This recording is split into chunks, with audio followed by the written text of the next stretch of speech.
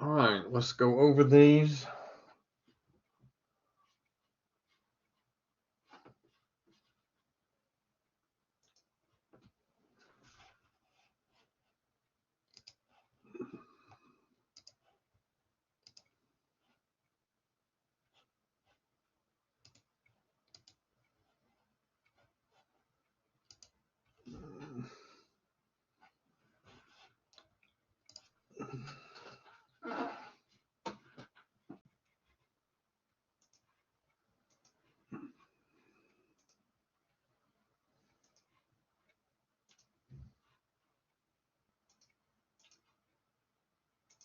Okay.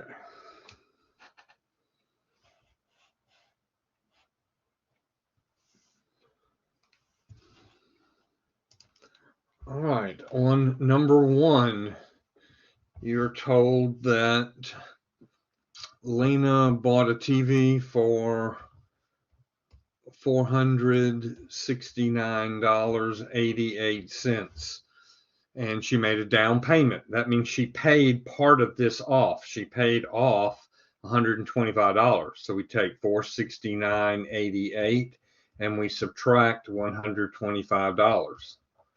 When we do that, we get $344.88. So that's now how much she owes on the TV. She paid this, but then that's what the TV cost, but she went on and paid $125 of it, so she still owes $344. She's going to make 6 equal payments. So I would take $344.88, divide that by 6, and so I would have 6 payments of $57.48. Question number 2, -5 minus 2. Okay, remember when we did these with the chips and we looked at the first number, that's -5, so I have 5 negative chips. And then I have a -2, so I have 2 negative chips. There are no positives that are going to cancel each other out, so I have 5, 6, 7 negative chips. On number 3, I made you think kind of backwards. We had x over 5 times y over 2 equals 7 over 10. When we multiply fractions, you multiply the tops, you multiply the bottoms. 5 times 2 is 10. But then I'm asking you, what times what is 7? X times y is 7. What times what would give me 7? Well, there's only 2 choices, 1 and 7. So one of those variables had to be 1, the other one had to be 7. There's no other way, because when we multiply fractions, we multiply the tops, we multiply the bottoms.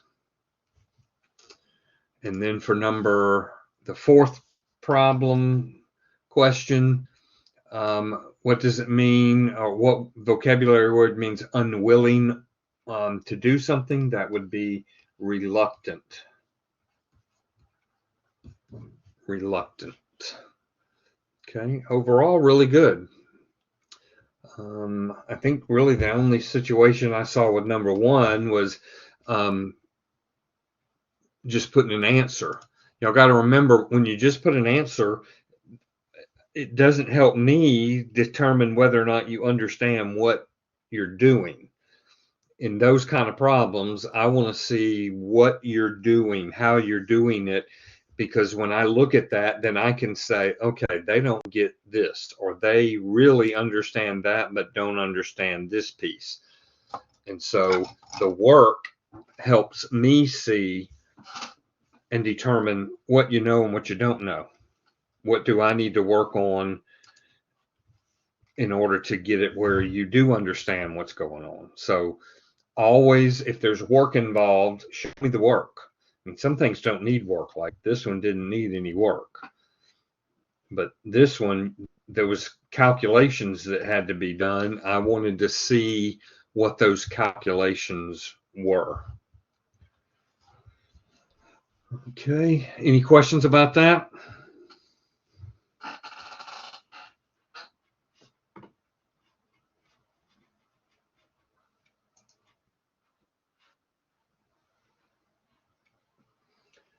All right, y'all had homework. So let me pull up the homework.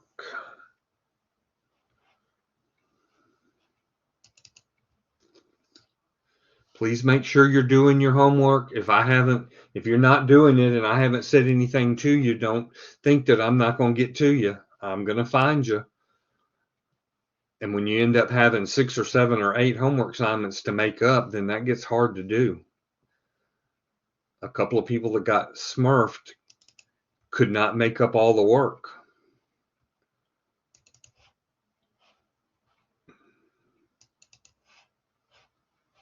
Oh, wrong thing. Wrong place.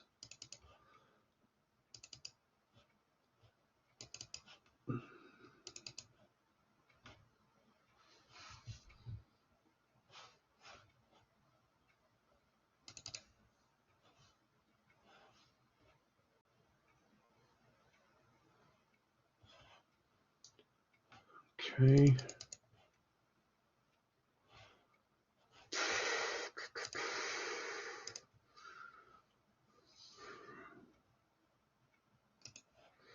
All right, here are the answers. It was on main idea of a paragraph. I hope that's right. Let me just double check here.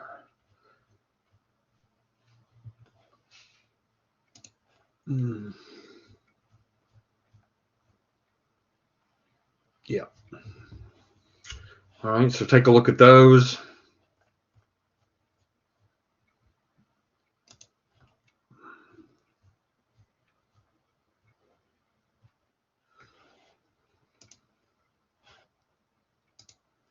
Oh, very good.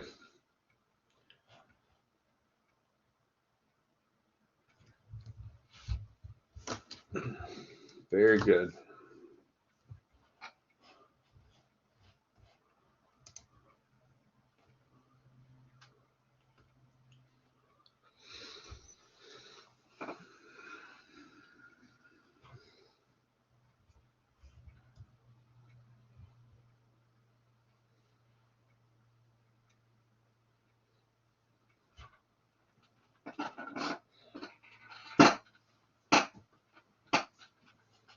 Okay, anybody have any questions over any of these?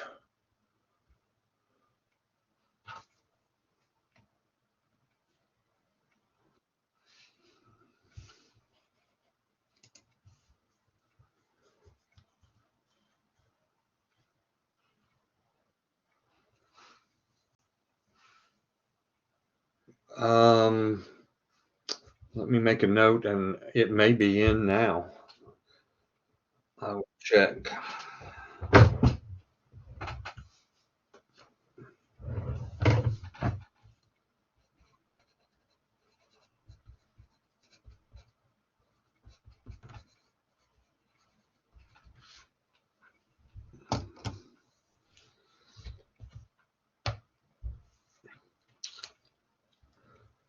Once again, anybody have any questions before I close this out?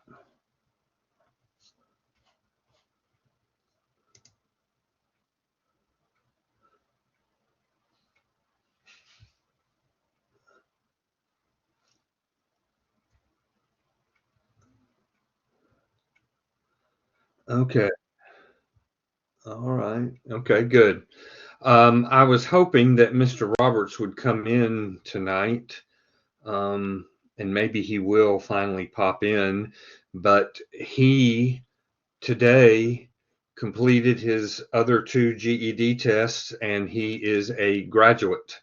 He has completed his GEDs. He is done. He is out of here. And so, once again, proving to all of you that if you do the hard work, you get the results.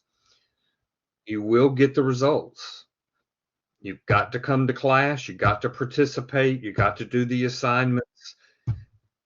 You got to do any of the outside work, and it will pay off.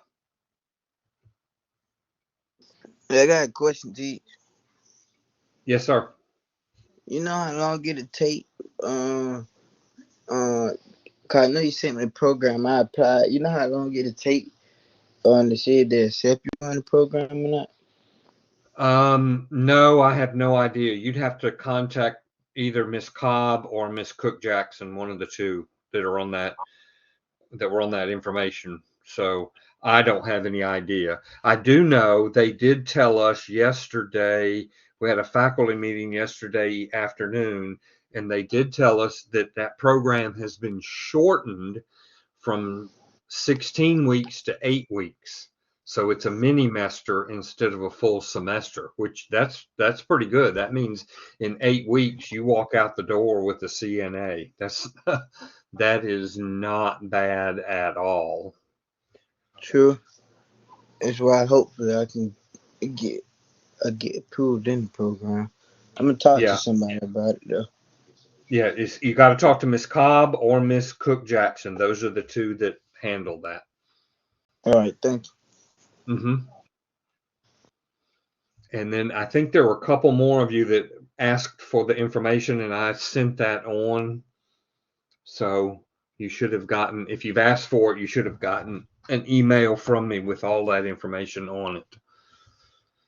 A couple of things. Want to talk first a minute about the test and testing. Um, do you have to be right? No, I don't believe so. I think you have to be working on you have to be in the program.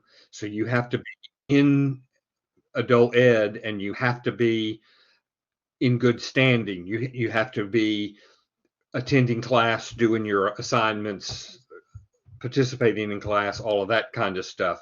But as long as there's no requirement that you have to be actually finished with all of your GEDs. You just have to be in this program working towards getting your GED.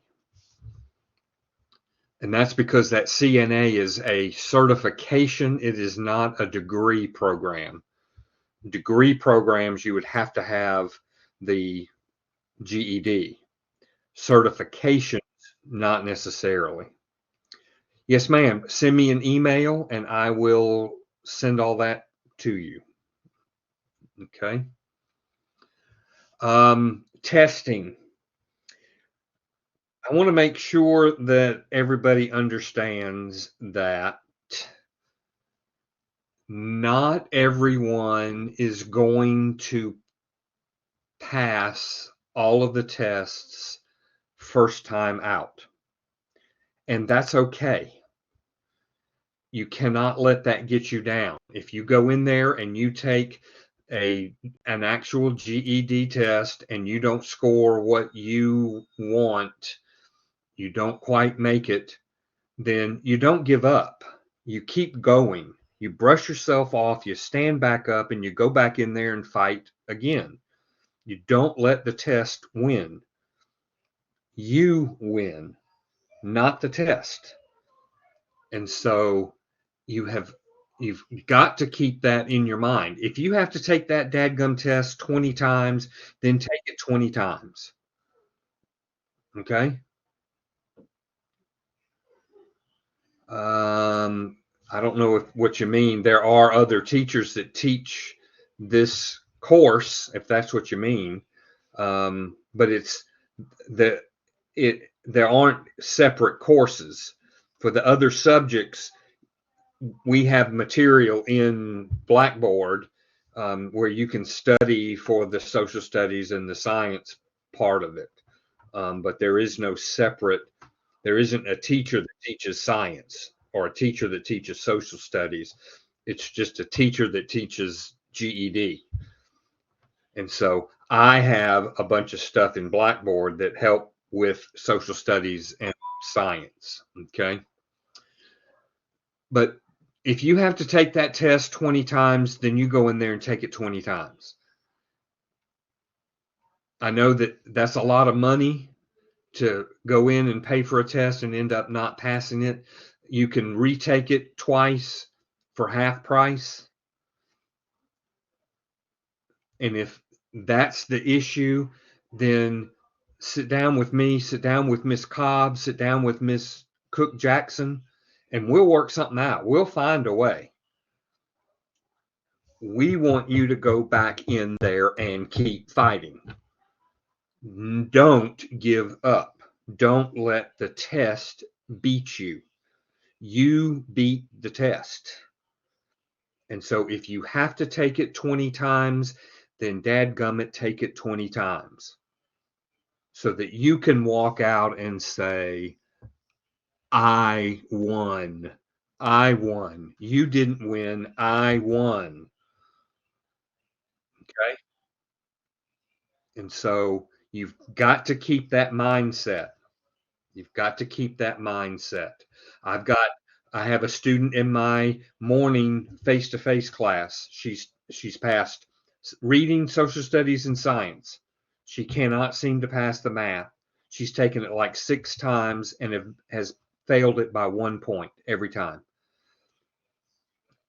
And she's devastated, but I'm keep telling her, stand back up, brush yourself off, go back in there and fight again. You will eventually get it. It will eventually happen. But if you give up, it will never happen. So you cannot give up. You have to fight. You have to win. Do not let that test beat you. Okay? And you're going to hear me saying that a lot because I just want you to make sure that, first of all, you know that you have a cheerleader here that's going to be cheering you on. And you've got to be a cheerleader for yourself. And I also am a firm believer that sometimes when things like that happen, you fail a test, you get a speeding ticket, you get a bill that you weren't expected, you get sick, you have to go to the hospital. These little things that happen in life are God's way of slapping you upside the face and saying, hey, I'm trying to get your attention because there's something over here I want you to do, and you're not paying attention to it.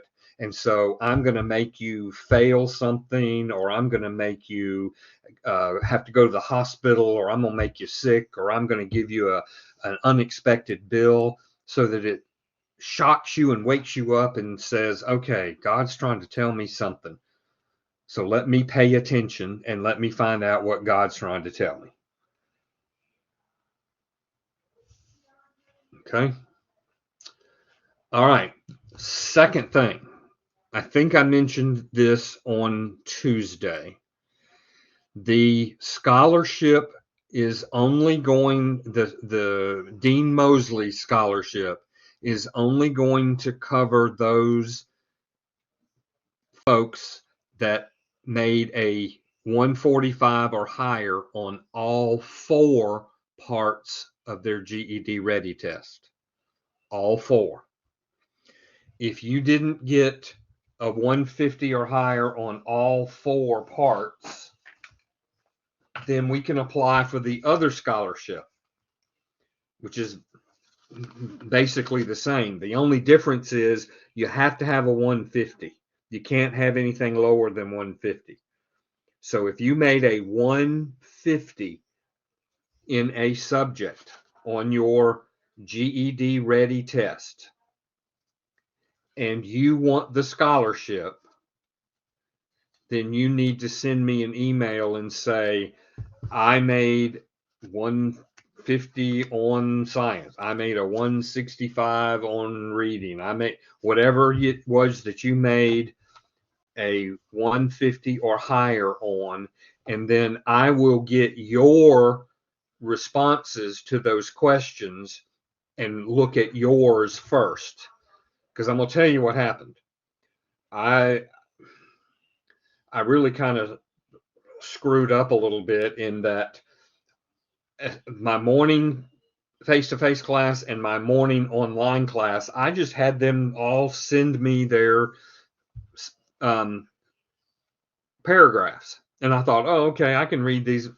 Oh, my word. I was inundated because I've got 20 something students in my face-to-face class. I got 20 something students in my morning class. There are 20 something of you in this class. All of a sudden, I had over 100 paragraphs that I had to read. And I was like, oh, wait a minute. So I'm having to prioritize. Okay. So you need, in order to go ahead and take a GED in a subject, you have to have a 150 or higher. The dean made a special deal on this last group that went through that if they made a 145 or higher in all 4 subjects, she would pay for all 4 tests. Okay. We had one student in this class, Miss Powell, congratulations to Miss Powell, made 145 or higher in all 4 subjects. Those of you that didn't make 145 or higher, she's not going to pay for those scholarships. But the state will pay if you have a 150 or higher in a subject area. Okay. So if your reading score was 150 or higher, we can go ahead and put in the scholarship for you to go ahead and take the reading score of the reading GED, and you can go ahead and get that one out of the way. If you want the scholarship, you don't have to wait for the scholarship. If you don't want to answer all those 3 questions and do the paperwork, you can go on and you can do the GED test yourself. You can go into GED.com and you can register for the test and go ahead and take it on your own. You don't have to wait for us. You just, when it comes to the screen where it says, okay, here's how much you owe, how do you want to pay for it? Then you're going to put in your credit card or your debit card or whatever it is you're going to use to pay for the test. So anybody can do that anytime. Okay. You can go in there and sign up and take your GED without having any kind of scholarship or having any certain score. You don't have to have a passing GED ready score to take a GED either. If you have a 130 in math, if you want to go ahead and take the math GED and see what it's like, they'll take you $46. They're not going to refuse $46. They're going to take it. You can take that test. Maybe you had a bad day on the day you took the GED ready test, and you have a really good day on the day you take the GED and you end up passing it. Okay. So let me say this again. Those of you that were in this first batch, you know who you are. Ms. Betts, Ms. Cruz, Ms. Green, Mr. Jolliffe, Mr. Lamb, Mr. Moy, Miss Harris, Miss Powell. Y'all are in this first group. And so if you made a 150 or higher in one of your subjects and you want the scholarship, then you need to send me an email that says, Mr. B, I made 160 in social studies. I made 170 in science, whatever. And I want the scholarship. I will then look for your responses. If you haven't turned them in, I'll ask for them. For your responses to those 3 questions, I will look at yours, go over it with you, see if there's anything you need to revise or fix. And then we'll get your paperwork turned in, and you should be able to take one of the GED tests within the next 2 weeks, maybe. And that's fine. That's fine. I will tell you that they are really pushing to get people graduated. Okay. How long does it take to pass all 4 GED subjects? There is no real answer to that question because that depends on you. It's different for everybody. It depends on how much effort you put in, first of all. I mean, if you're not going to come to class, if you're going to be late, if you're going to leave early from class, if you don't do your homework, if you don't participate in class, you're not learning anything. You're never going to get out of here. I've got people that have been in here in the program, not in this class, but in this program for 10 years.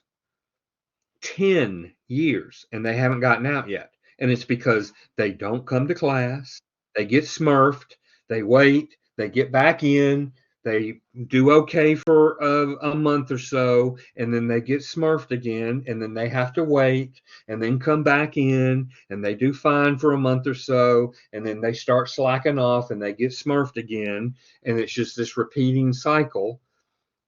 But if you come in here, you come to class, you're here on time, you participate, you stay the full class, you do all of your work and assignments, you will get results. Mr. Roberts today was my number six in the last 2 months. So in 2 months, I've gotten 6 people out of here. And I've got several that are really very close. Well, I know, depending on, because Mr. Cruz asked the question about how long it take. Honestly, bro, I'm gonna tell you the truth about something. I joined this class in May, and most likely I'm gonna take GD for all 4 subjects. So if I pass, bro, that mean I only been in the class for like what, good 4 months, maybe 5. So it really Yeah, all depends on you and how hard you want it and how hard you work for it. All that depends on you to get out the class. very well said, Mr. Moy. Very, very well said. That's exactly the truth. Okay. Thank And yeah, Miss Powell, you started in the July, and so you haven't been in here very long. But Miss Powell, your stuff was approved. I sent you an email. Your scholarships were approved. You're ready now to meet with Miss Cobb and have her do what she's got to do with you. So you're good to go. And I believe in the next week or so, you will be graduated and out of here, and you'll be my number 7. And several more of you that are just right there on the verge. Mr. Moy, I think you may end up walking out of here in the next couple of weeks. Okay. So that should prove to y'all that if you do what you're supposed to do, you're going to get out of here. You're going to walk out of here. Okay. Well, thank you, Miss Powell. But all I do is open the door. Y'all got to walk through it. Okay. Y'all are the ones that have to do the work. And I commend every single one of you for doing this, because this is not hard. I mean, not easy. This is hard, especially to do this and life at the same time, having kids and parents and uh, jobs and other responsibilities, and then to do this on top of it. I have so much respect for y'all. I really, really do, because y'all are doing stuff that a lot of people either can't do or won't do. And so you need to be proud of yourself for coming back in here and doing what you're doing. Because I am proud of you, and I have the deepest respect. Deepest respect. Okay, so y'all keep getting me off of the tangent here. If you made the 150 or higher in one subject or 2 subjects or 3, but you didn't get all 4, send me an email and say, I made this score in this subject and I want the scholarship. If you don't want the scholarship, you can go, you're ready. You can go ahead. If you scored a 150 or higher and you don't want the scholarship, even if you scored 145 or higher, if you score whatever you scored, if you don't want the scholarship and you want to go ahead and try to take the GED, you go for it. The only thing I ask is let me know when you're doing it, so I know that you're that you've got one scheduled. Okay. I need to know when you're scheduling it. Now, I will say the ones that are in this first group, Miss Betts, Miss Cruz, Miss Green, Mr. Jolliffe, Mr. Lamb, Mr. Moy, Miss Harris, Miss Powell, they want to know what is your target date. First week in December, the 15th of December, the 29th of November. What's a target time frame? And they want you to give a date that you think you're going to be ready to take your GED test in whatever subjects you made 145 or higher in. Because if you made 145, they still want you to, they're not going to give you the scholarship, but they want you to go on and take the GED. If you make 150 or higher, then you can get the scholarship and go ahead and take your GED. But they are asking for a target date. So Miss Betts, Miss Cruz, Miss Green, Mr. Jolliffe, Mr. Lamb, Mr. Moy, Miss Harris, Miss Powell, I need a target date. And I need you to send it to me in an email so that I have it and I can then pull it off the email. You put it in here and it'll be gone. I won't be able to remember. Okay. So let's see. You don't have to have a scholarship for all 4 tests. You can just do one test if you wanted, correct? As long as you make 150 or higher. That is correct. You can take a GED test anytime you want. Does not matter. The GED.com site will tell you, you made this score. We think you may pass, or they may say it's too early to tell, or they may say, we think you need to study a little bit more, but you don't have to follow that. You can take the test anytime you want to. If you want to pay the $46, you go in there and go for it. You don't have to wait. That could be Miss Handy because you might be in group number 2. I will look because I've got to start group number 2 tonight. And so while y'all are doing stuff in the, while y'all are working, I'm going to be pulling that information up. Okay. Miss Dean Mosley had a list that she pulled, and the names that I've called were on her list. Okay. And so y'all were group number 1. And now group number 2 is going to be anybody that has the scores that are ready to move on. And there are several of you that are. There's some new folks that are. Okay. So, and I'll be letting y'all know either today or tomorrow, this next group, I'll be telling you what you need to do. Okay. Ooh. Actually, yes, you can pay for the GED ready test too if you don't want to wait for a voucher. The only thing that I ask is that you make sure that you have Augusta Tech set as your testing provider. Okay. And I'll make a note and I will try to show y'all how to do that today at the end of class.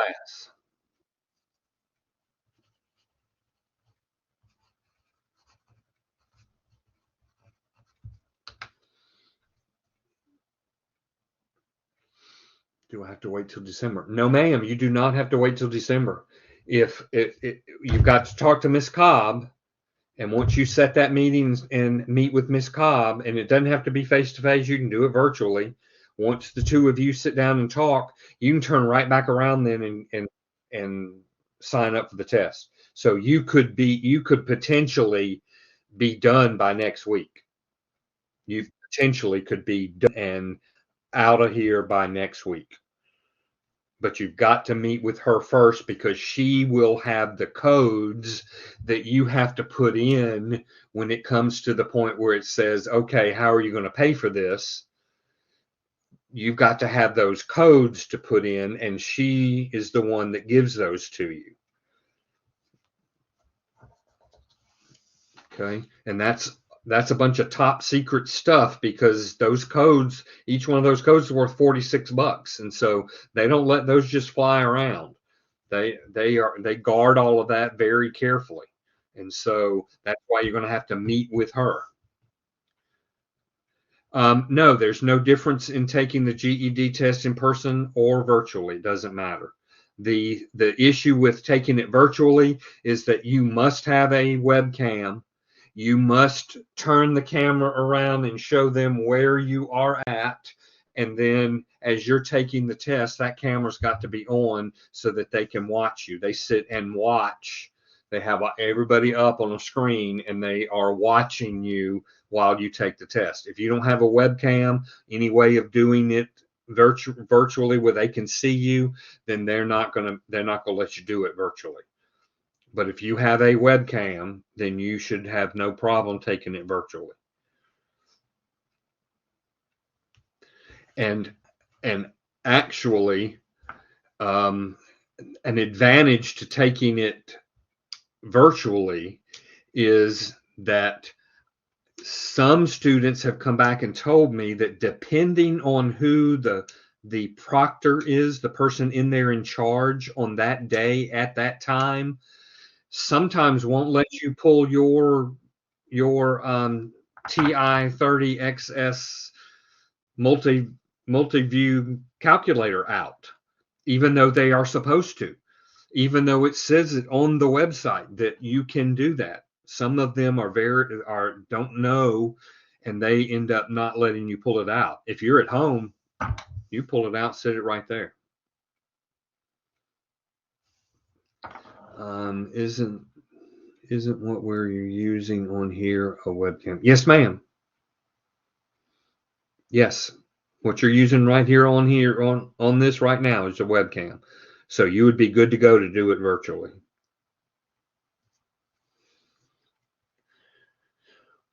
Okay, we can't talk about this all night, so let's wrap it up. Any other questions?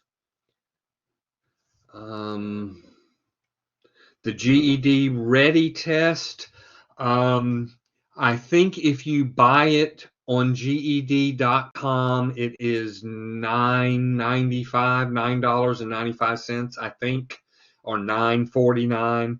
But there is a website. It is done through Aztec, the site that you can go on and do extra work or make up your time, that you can buy them for $4 and something. I'll get that website and I'll make sure that I have it on here for y'all, hopefully by tonight. If not, I'll put it in Blackboard and it will be in Blackboard. Let me make a note. Okay, but you go in there and you choose how many vouchers you want. You again pay for it with a credit card or a debit card. It gives you the codes, and then when you go back into GED.com and schedule your ready test, because your ready test, you have to schedule that with our office. You're supposed to, because we've got to be able to see your scores, and we need to get credit for you passing your GED. That's why I'm such a stickler on the test provider in GED.com, because if you don't have that set up, we can't see it and we don't get the credit for you passing the test. Okay. So, yeah, that taking the GED Ready test will give you an idea really of what you know and what you don't know. That's the other good thing about that test, is when you finish, it will give you you can print it out and it says, these are the things that you really need to go back and work on. And so you get this report that tells you what your weaknesses are so that you can go back in and work on those. And I know in Aztec, there is a social studies component that was turned on for everybody that in my class. If you want the science, then I can turn the science on for you as well in Aztec. So there are some social studies and science components in Aztec. I don't know if Essential Ed has them or not.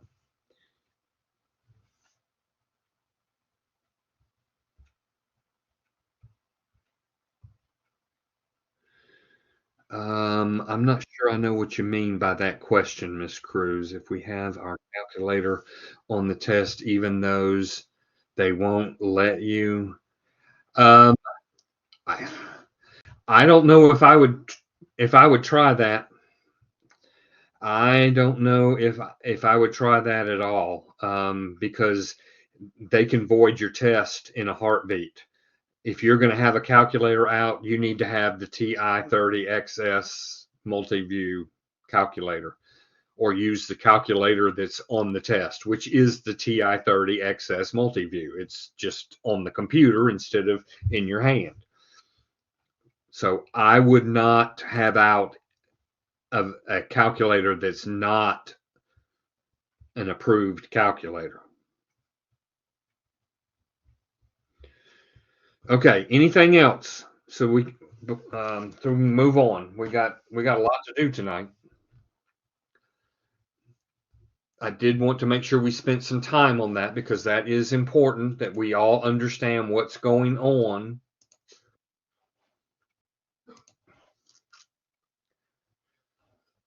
Okay. And as always, if you think of a question, you can certainly email it to me and I will get you the answer that way as well.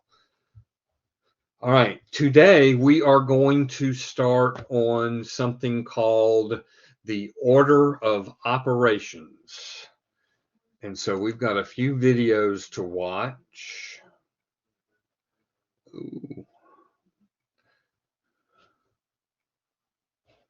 We have a few videos to watch.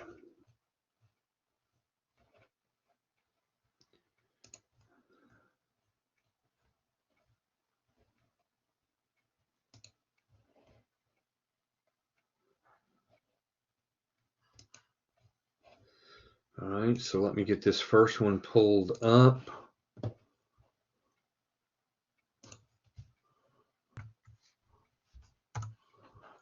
And make sure it doesn't. Okay, so I'm going to need to close out of that and then come here and go here. Okay. Come on.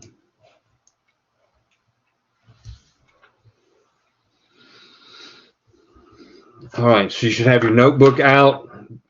Jot down some notes. We are going to go through all of it again. So if you miss a piece of it, then just hold off. We're going to go all the way through it. I'm going to give my explanations. Started yesterday. You can make social first edits in literally seconds.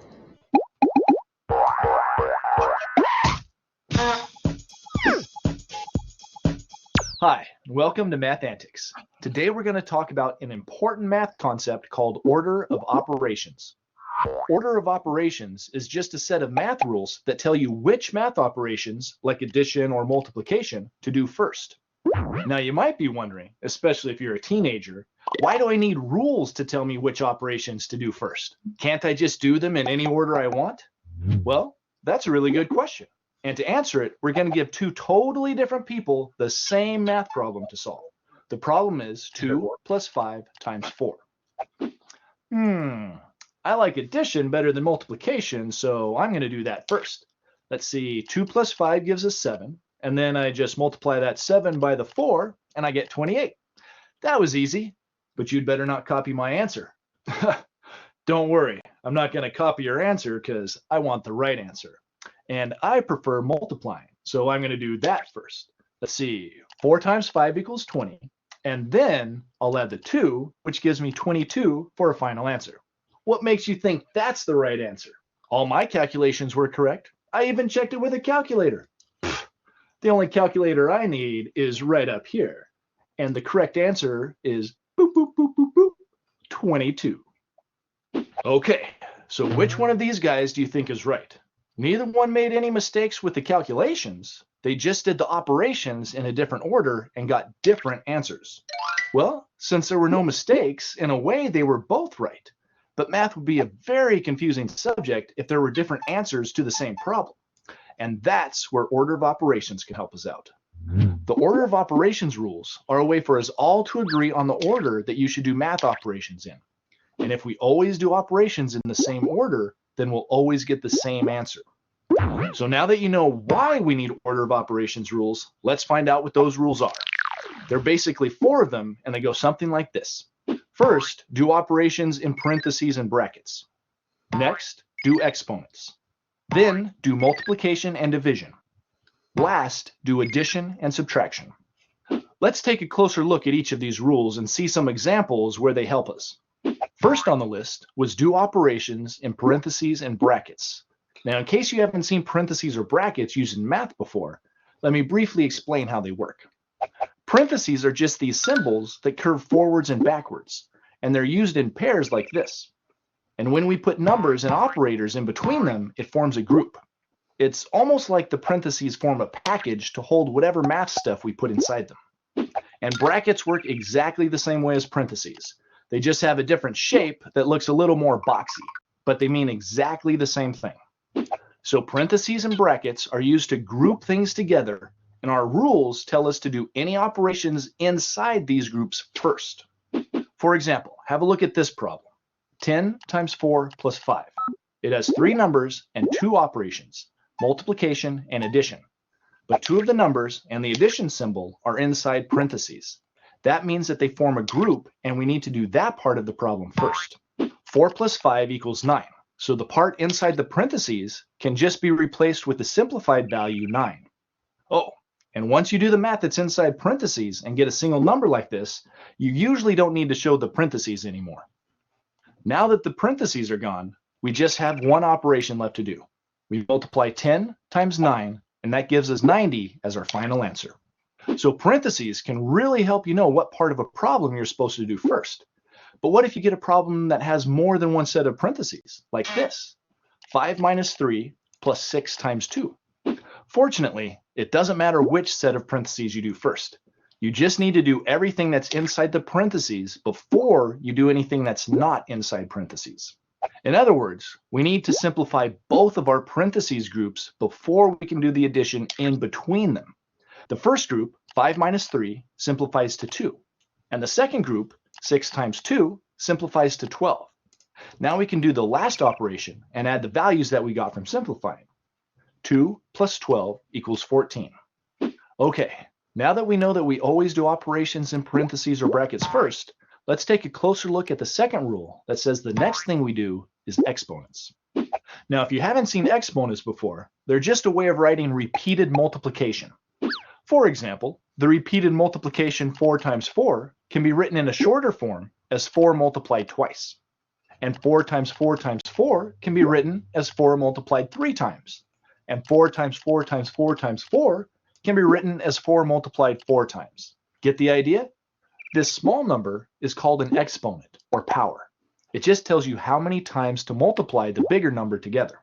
So after we take care of any parentheses, simplifying any exponents becomes the next highest priority. For example, in this problem, we have to simplify the exponent before we can do the other multiplication. The exponent is telling us to multiply 5 together twice. So 5 times 5 is 25. And after we do that, then we multiply the result by 3. So 25 times 3 is 75. Oh, and one thing I should point out, sometimes you'll get a problem that has exponents inside of parentheses, like this problem. And you may wonder, how can I get rid of the parentheses before I do the exponents? You might think that if you simplify the exponent first, you're breaking the rules. But the truth is that by doing whatever operations are inside the parentheses, you are doing the parentheses first. The parentheses really just tell you where to start. So in this problem, first we do 3 to the power of 2, which means 3 times 3, which is 9. Then the part inside the parentheses is 9 times 4, which equals 36. And once the parentheses are gone, we add 36 plus 6 and get 42 as our final answer. All right, now we're going to look at the last two rules together. These two rules are really important because they deal with the most common math operations: addition, subtraction, multiplication, and division. And the rules tell us that we need to do multiplication and division before we do addition and subtraction. To see how these rules work, let's look at a few quick examples that use those basic operations. First, let's try this one. 2 plus 5 times 4. Aha! Does this look familiar? Yep, it's the one we gave to my two friends earlier. And now that we have our rules, we have to do the multiplication before the addition. 5 times 4 equals 20, and then we add the 2, which gives us 22. So the second guy was right. What a surprise! Now let's try this one. 3 times 5 minus 1. Our rules tell us that multiplication is higher on the list than subtraction, so we do 3 times 5 first. And that gives us 15, and then we subtract the 1, which leaves 14 as our final answer. Here's one with division and subtraction. 20 minus 10 divided by 5. And since division has a higher priority, we do the 10 divided by 5 first, which equals 2. And then we subtract 2 from 20 and get 18 as our final answer. And here's another problem. 12 divided by 6 plus 5. Again, our rules say to do the division before addition. So 12 divided by 6 equals 2, and then we add the 5 to get 7. And here's one last problem. 40 divided by 4 times 5. Which do we do first, the multiplication or division? Our rules don't tell us. Well, that's because multiplication and division are tied for priority or importance. So are addition and subtraction. And that's the reason we need an extra part at the end of each of these rules that says from left to right. If you have a problem that has both multiplication and division, then you're supposed to work it from left to right. That's because in some cases, you can get a different answer if you go from right to left.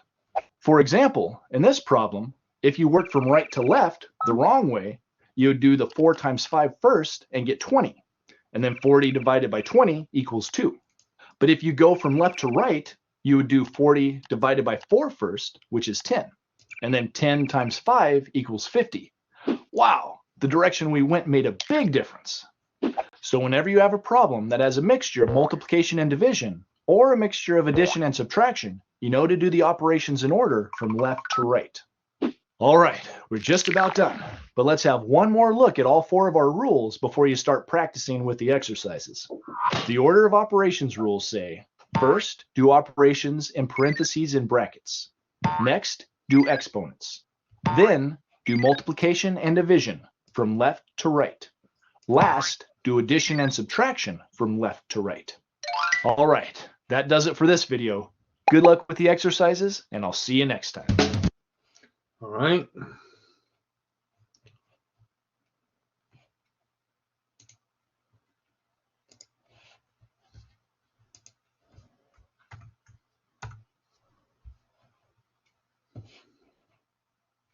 Tone rewrite suggestions for Grammarly Premium, a feature designed to help professionals build strong, productive relationships at work.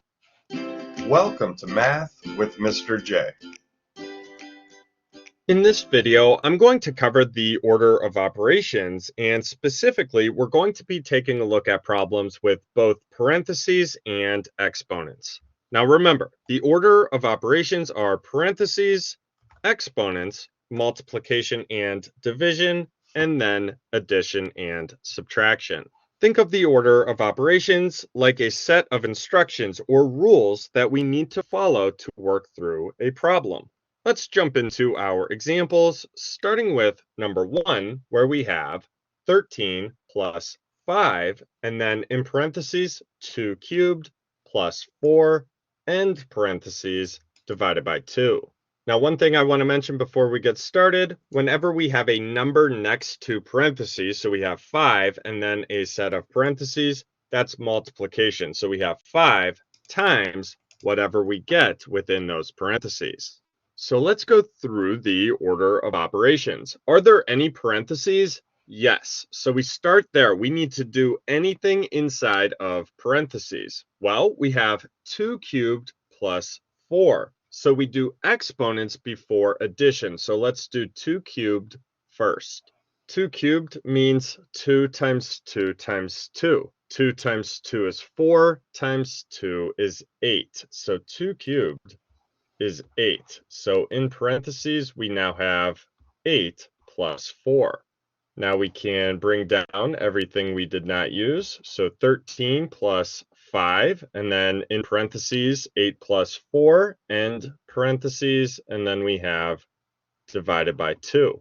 So let's go through the order of operations. Any parentheses? Yes. So we need to do anything in parentheses here. We have 8 plus 4, which is 12.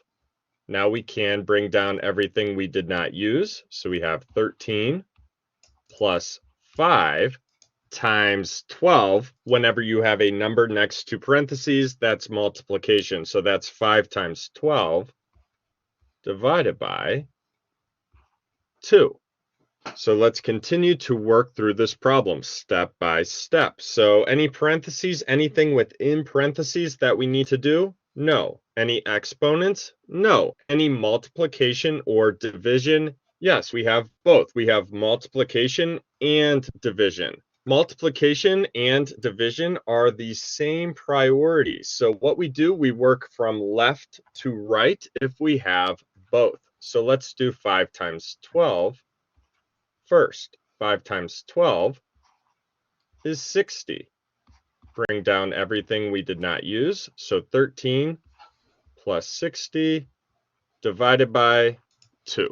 So now we have 13 plus 60 divided by 2. Do we have any parentheses? No. Any exponents? No. Any multiplication or division? Yes, we have division, 60 divided by 2. So let's do that next. 60 divided by 2 is 30. Bring down everything we did not use. So we have 13 plus 30. All we have left is addition. So that's what we end with. 13 plus 30 gives us 43. And that is our final answer. So again, we just broke that problem down. We worked through that problem step by step, following the order of operations. Let's move on to number 2, where we have 15 minus 7 in parentheses, and that is squared, minus, in parentheses, 36 divided by 9, and parentheses, times 10. So let's work through the order of operations. Do we have any parentheses? Yes, we have 2 sets of parentheses. So let's work from left to right. We will start with 15 minus 7. 15 minus 7 is 8. Now we can bring down everything we did not use. So we are squaring whatever we got within those parentheses. So bring down the exponent of 2. Then we have minus, and then in parentheses, 36 divided by 9, and parentheses times 10. So now we have 8 squared minus, and then in parentheses, 36 divided by 9, and parentheses times 10. So let's continue to work through the order of operation. Do we have anything within parentheses? Yes, we have 36 divided by 9. So let's do that next. 36 divided by 9 is 4. Bring down everything we did not use. So 8 squared minus 4 times 10. So now 8 squared minus 4 times 10. Any parentheses? No. Any exponents?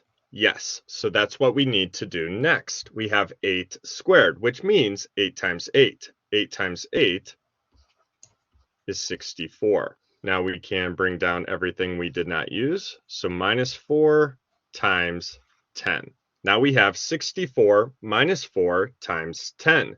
Any parentheses? No. Any exponents? No. Any multiplication or division? Yes. We have 4 times 10, so we need to do that next. 4 times 10 is 40.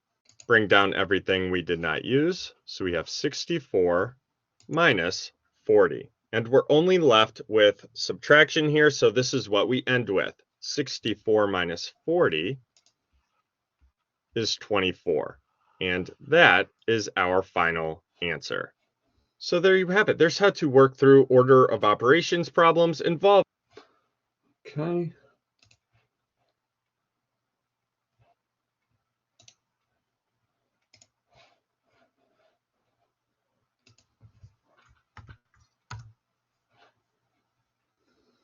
In this video, we're going to talk a little bit about order of operations. And I want you to pay close attention because really everything else that you're going to do in mathematics is going to be based on you having a solid grounding in order of operations.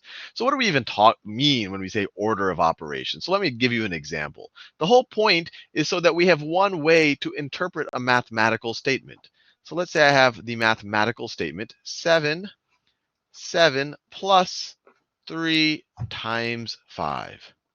Now, if we didn't all agree on order of operations, there would be two ways of interpreting this statement. You could just read it left to right. So you could say, well, let me just take 7 plus 3. You could say 7 plus 3, and then multiply that times 5. And 7 plus 3 is 10. And then you multiply that by 5. 10 times 5, it would get you 50. So that's one way you would interpret it if we didn't agree on an order of operations. Maybe it's a natural way. You just go left to right. Another way you could interpret it, you say, oh, I like to do multiplication before I do addition. So you might interpret it as, I'll try to color code it, 7 plus, and you do the 3 times 5 first. 7 plus 3 times 5, which would be 7 plus 3 times 5 is 15. And 7 plus 15 is 22. So notice, we interpreted the statement in two different ways. This was just straight left to right, doing the addition, then the multiplication. This way, we did the multiplication first, then the addition. We got two different answers, and that's just not cool in mathematics. If this was part of some effort to send something to the moon because two people interpreted it a different way, or one computer interpreted one way and another computer interpreted another way, the satellite might go to Mars. So this is just completely unacceptable, and that's why we have to have an agreed upon order of operations, an agreed upon way to interpret this statement. So the agreed upon order of operations is to do parentheses first. Let me write it over here. Parentheses first, then do exponents. If you don't know what exponents are, don't worry about it right now. Exponents. And in this video, we're not going to have any exponents in our examples, so you don't really have to worry about them for this video. Then you do multiplication. I'll just write mult, short for multiplication. Then you do multiplication and division next. They kind of have the same level of priority. And then finally, you do addition and subtraction.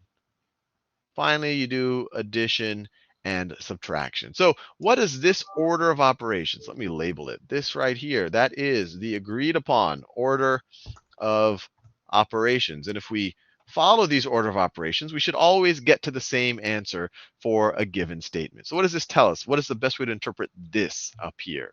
Well, we have no parentheses. Parentheses look like that, those little curly things around numbers. We don't have any parentheses here. I'll do some examples that do have parentheses. We don't have any exponents here, but we do have some multiplication and division, or we actually just have some multiplication. So for the order of operations, say, do the multiplication and division first. So it says do the multiplication first. That's a multiplication. So it says do this operation first. It gets priority over addition or subtraction. So if we do this first, we get the 3 times 5, which is 15, and then we add the 7. The addition or subtraction, I'll do it here. Addition, we just have addition, just like that. So we do the multiplication first, get 15, then add the 7, 22. So based upon the agreed order of operations, this right here is the correct answer, the correct way to interpret this statement. Let's do another example. I think it'll make things a little bit more clear. And I'll do the example in pink. So let's say I have 7 plus 3, 7 plus 3, put some parentheses there, times 4 divided by 2 minus 5 times 6. So there's all sorts of crazy things here, but if you just follow the order of operations, you'll simplify it in a very, I guess, clean way, and hopefully we'll all get the same answer. So let's just follow the order of operations. The first thing we have to do is look for parentheses. Are there parentheses here? Yes, there are. There's parentheses around the 7 plus 3. So it says, let's do that first. So 7 plus 3 is 10. So this we can simplify, just looking at this order of operations, to 10 times all of that. Let me copy and paste that so I don't have to keep rewriting it. So let me copy and let me paste it. So that simplifies to 10 times all of that. We did our parentheses first. Then what do? There are no more parentheses in this expression. Then we should do exponents. I don't see any exponents here. And just so if you're curious what exponents look like, an exponent would look like, 7 squared. You'd see these little small numbers up in the top right. We don't have any exponents here, so we don't have to worry about it. Then it says to do multiplication and division next. So where do we see multiplication? We have a multiplication, a division, a multiplication again. Now, when you have multiple operations at the same level, when our order of operations, multiplication and division, are at the same level, then you do left to right. So in this situation, you're going to multiply by 4 and then divide by 2. You won't multiply by 4 divided by 2. But then we'll do the 5 times 6 before we do the subtraction right here. So let's figure out what this is. So we'll do this multiplication first. We'll do that multiplication first. We could simultaneously do this multiplication because it's not going to change things. But I'll do things one step at a time. So the next step we're going to do is this 10 times 4. 10 times 4 is 40. 10 times 4 is 40. Then you have 40 divided by 2. Let me copy and paste all of that again.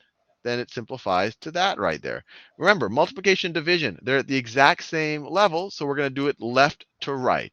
You could also express this as multiplying by 1/2, and then it wouldn't matter the order. But for simplicity, multiplication, division, go left to right.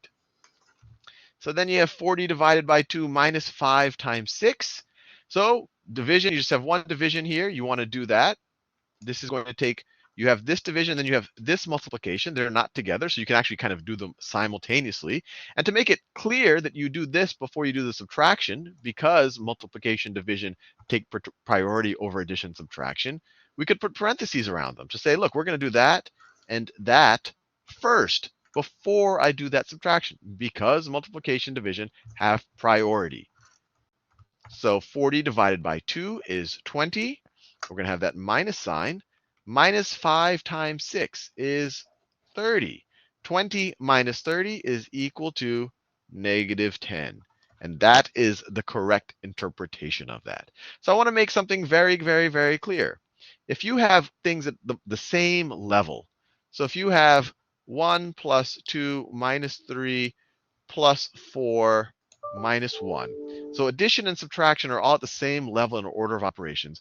You should go left to right. So this, you should interpret this as 1 plus 2 is 3. 3, so this is the same thing as 3 minus 3 plus 4 minus 1. Then you do 3 minus 3 is 0 plus 4 minus 1. Or this is the same thing as 4 minus 1, which is the same thing as 3. You just go left to right. Same thing if you have multiplication and division, all on they're at the same level. So if you have 4 times 2 divided by 3 times 2, you do 4 times 2 is 8 divided by 3 times 2. Then you say 8 divided by 3 is, well, look at a fraction there. It would be 8/3. So this would be 8/3 times 2. And then 8/3 times 2 is equal to 16/3. That's how you interpret it. You don't do this multiplication first and divide the 2 by that and all of that. Now, the one time where you can be loosey-goosey with order of operations, if you have all addition or all multiplication. So if you have 1 plus 5 plus 7 plus 3 plus 2, Does not matter what order you do it in. You can do the 2 plus 3. You could go from the right to the left. You could go from the left to the right. You could start someplace in between. If it's only all addition, and the same thing is true if you have all multiplication. If it's 1 times 5 times 7 times 3 times 2, does not matter what order you're doing it. That's only when it's all multiplication or all addition. If there's some division in here, if there's some subtraction in here, you're best off just going left to right. All right, and the last one. I don't think it's any secret that if one were to do any kind of Stop. All right.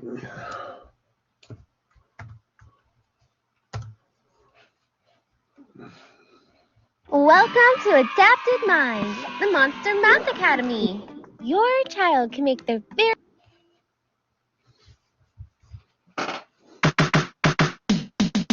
Parentheses first, exponents next, multiplication and division in the same step. Addition and subtraction, if you got the nerve, from left to right, first come, first serve. Parentheses first, 2 times 4, the product's 8. Are you ready for more? Exponents next, 2 squared is 4. Let's move down like we did before. Time to divide or multiply. Let's see what we got. Take a look at the signs. Divide the 8 by the 2. The quotient's 4, and we're almost through. It's finally time to add or subtract. 8's the answer, and that's a fact. turn that down. Parentheses first, exponents next, multiplication and division in the same step. Addition and subtraction, if you got the nerve, from left to right, first come, first serve. 2. Parentheses first, 2 times 6, the product's 12, put it back in the mix. Exponents next, 3 squared is 9. When you know the tricks, it don't take much time. Now we divide or multiply, let's see what we got. Take a look at the signs. 9 divided by 9 is 1. The answer's close, man, we're almost done. 4 minus 1 has a difference of 3. When we add the 12, we get 15. Parentheses first, exponents next, multiplication and division in the same step. Addition and subtraction, if you got the nerve, from left to right, first come, first serve. All right. I have that it's 5:40, so we're going to take a break. Let's come back at 6. That should be good. And we will get started doing some of these problems together. Okay, so I'm going to put in here. Okay, yes, give me a second. Take a break and be back at 6, not 6:05, 6 o'clock. 6 o'clock. Let me see.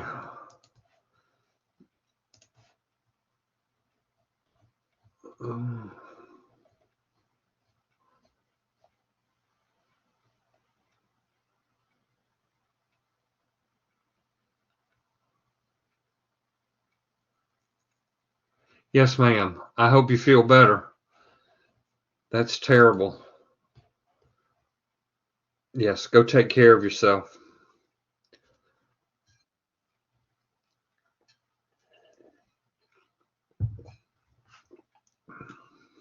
Keep me posted.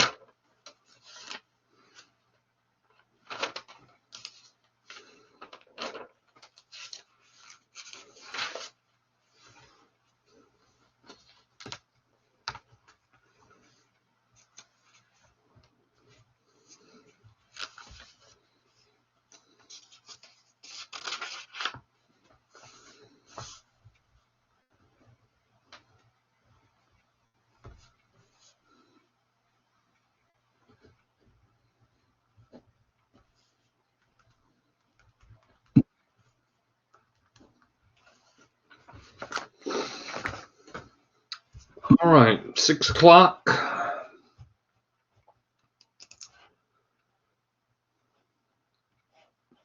And so the first thing that we're going to do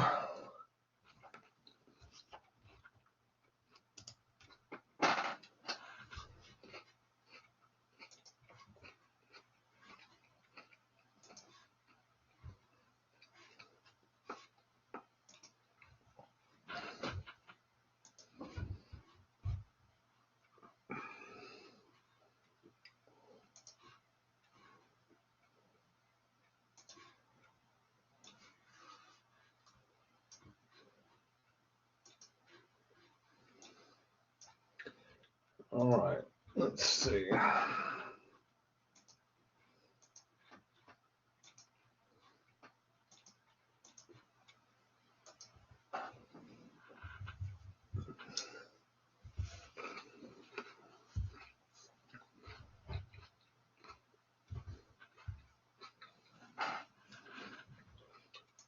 Try that again.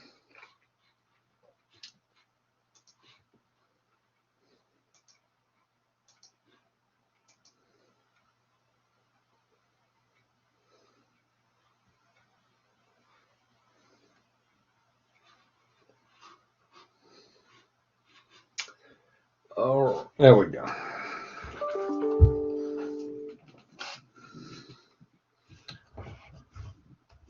All right, so we're going to be talking about the order of operations.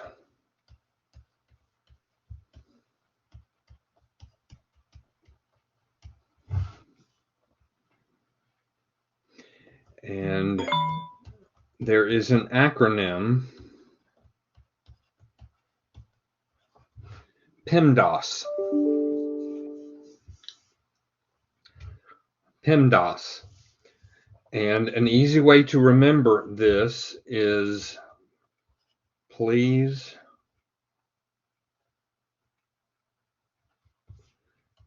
excuse my dear Aunt Sally. The P stands for parentheses.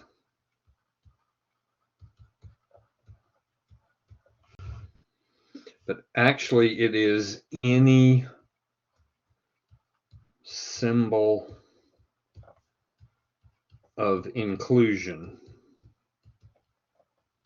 And so parentheses are a set of symbols of inclusion, brackets, and you might even see braces.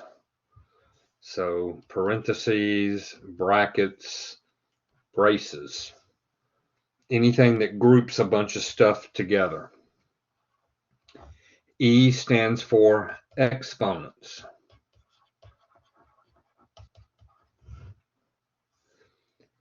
M stands for multiplication. And D stands for division. But these are done from left to right.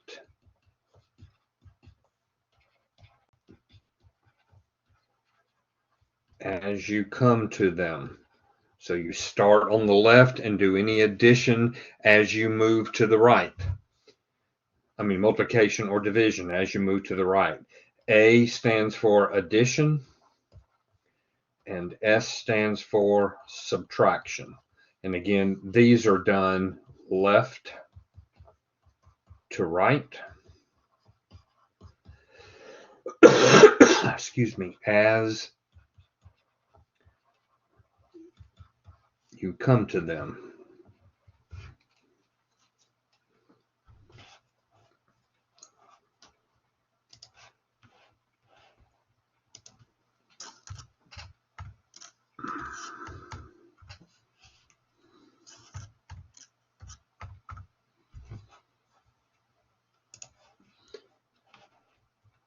Okay. And so we're going to look at some problems. We'll start off with some that are fairly simple. So we'll start with 2 plus 7 times 3. 2 plus 7 times 3.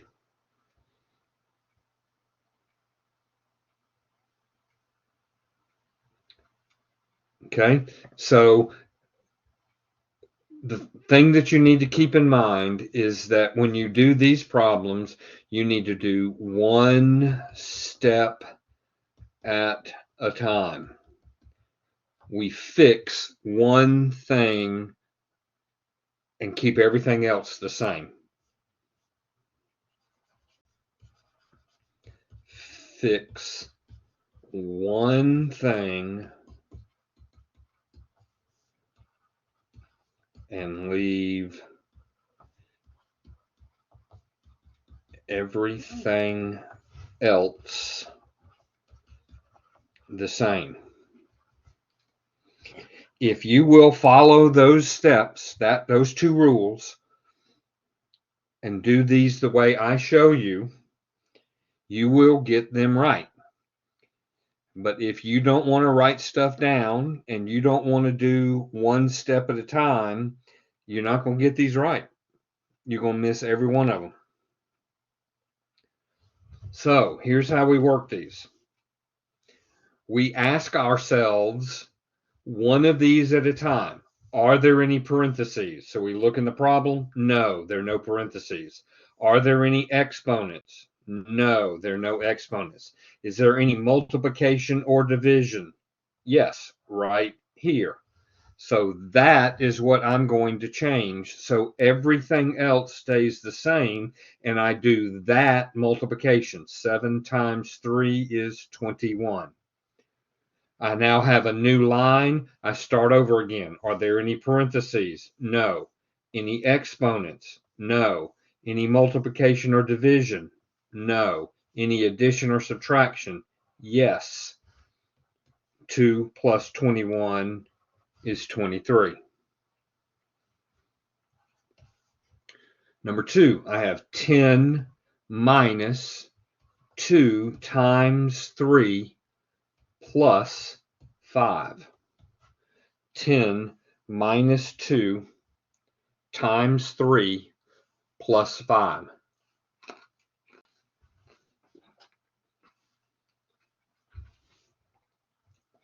So I start at the beginning. Are there any parentheses? So I'm looking, no parentheses. Any exponents? I'm looking, no exponents. Any multiplication or division? I'm looking up right there. Multiplication. So this is going to be 10 minus, and I'm going to have a plus 5. 2 times 3 is 6. I fixed one thing. Everything else stayed the same. Then we start over. Any parentheses? No. Any exponents? No. Multiplication or division? No. Addition or subtraction? Yes. Starting from the left and moving to the right, this is the first addition or subtraction that I come to. So I do the 10 minus 6 and get 4. Yeah. I'm sorry? Okay, yeah. I'm thinking that don't you do like you say 10 minus 6 is 4. But then don't you do since you got 4 plus 5. Yeah, that's going to be the next step. Okay, all right. So yeah, so we fixed the 10 minus 6 and got 4. And now we have a new step. We start over again. Any parentheses? No. Any exponents? No. Any multiplication or division? No. Any addition, subtraction? Yes. 4 plus 5 gives me 9. Okay. How about 15 divided by 3 times 4 divided by 2. 15 divided by 3 times 4 divided by 2.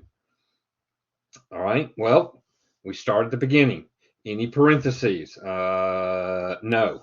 Any exponents? No. Any multiplication or division? Yes. That's the first one I come to. Multiplication or division as we come to it.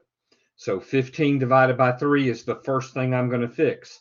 15 divided by 3 is 5, and everything else stays the same without making any changes. If you try to do too much, you're going to get them wrong. So we start over. Any parentheses? No. Any exponents? No. Any multiplication or division? Yes. 5 times 4 is 20. Everything else stays the same. Then we start over. Any parentheses? No. Any exponents? No. Any multiplication or division? Yes. 20 divided by 2 is 10.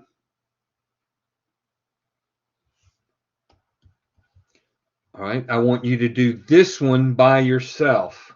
25 minus 10 plus 3 minus 8. Do that one by yourself and get your answer.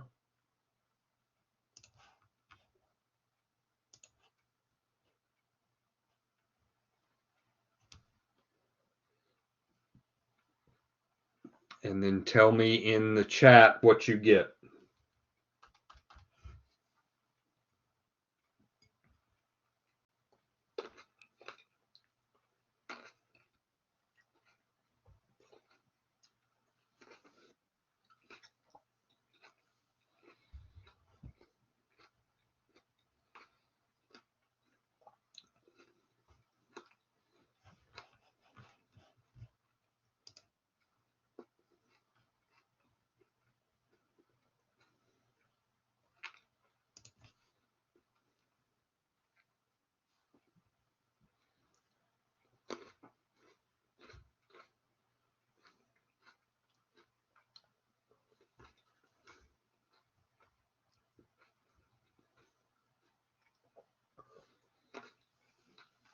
Okay, you should be doing that one on your own and then giving me the answer in chat.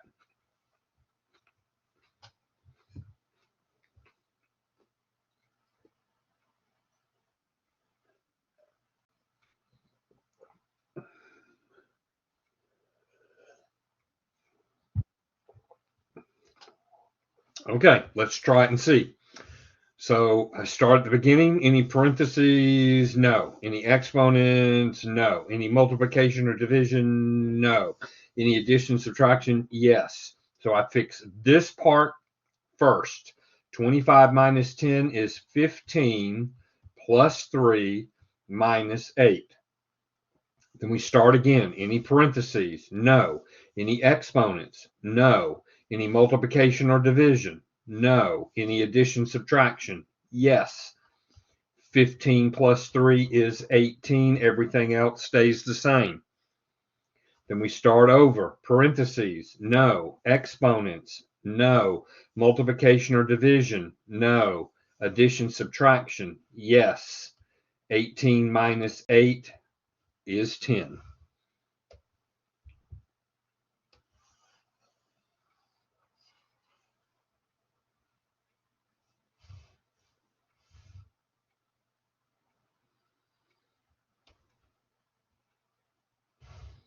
All right.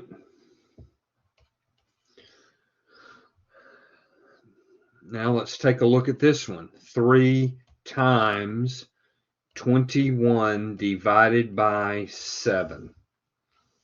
3 times 21 divided by 7.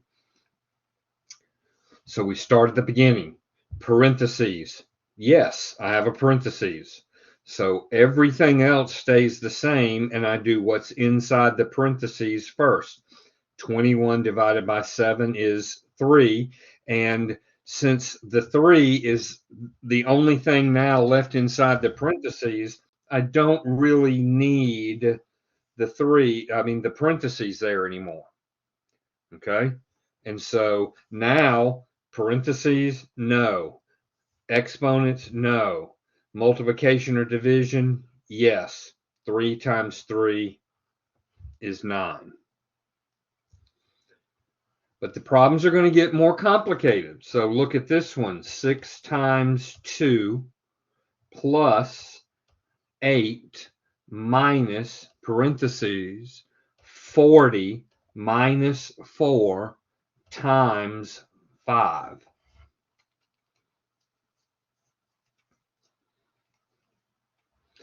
All right, so we start at the beginning. Any parentheses? Well, we always start on the left side and move to the right. And so this is our first parentheses. That's what we deal with. Everything else is going to stay exactly the same without doing anything else. We do one step at a time. So 6 times 2 is 12.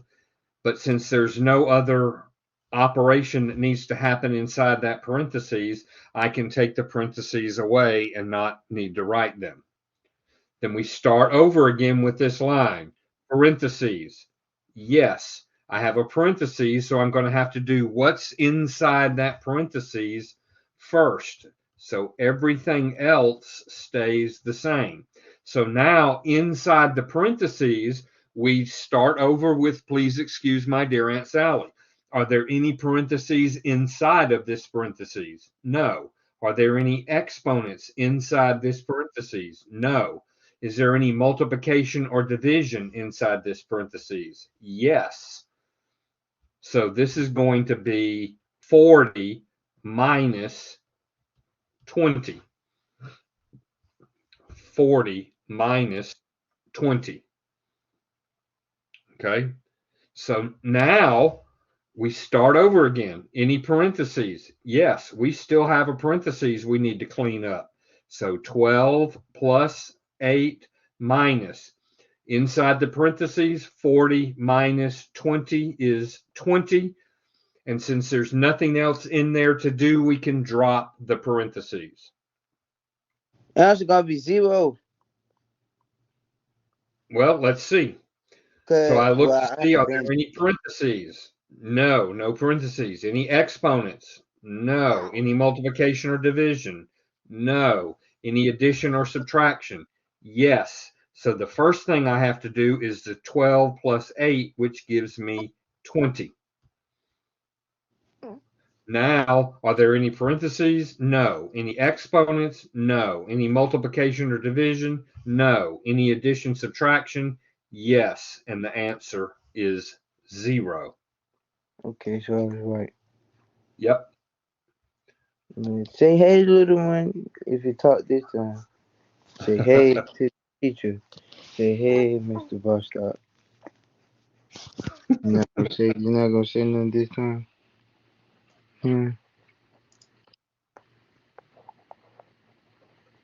Oh, there you go. Oh, there he goes. There he goes. There you go. Cool. Okay, let's make it a little bit more complicated. Let's do this one. Bracket 2 times parentheses 14 divided by 7 parentheses bracket minus 3. Don't let all that scare you. If you follow the steps and you do one thing at a time, you'll get it right. So I need to decide, are there any parentheses? Well, the bracket is the big parentheses. So that means I've got to deal with this monster right here first. Okay? So inside of here, everything else on the outside is going to be the same. Inside of here, we start over again. 2 times parentheses. So I've got to do this parentheses inside of the brackets. So I get 2 times, and 14 divided by 7 is 2. We don't need the parentheses because there's no other operation inside there to do, but then we close the bracket. Then we still have a symbol of inclusion. We still have a bracket that acts as a parentheses, so we have to do what's inside there first. 2 times 2 is 4 and then everything else stays the same. Then 4 minus 3 is 1.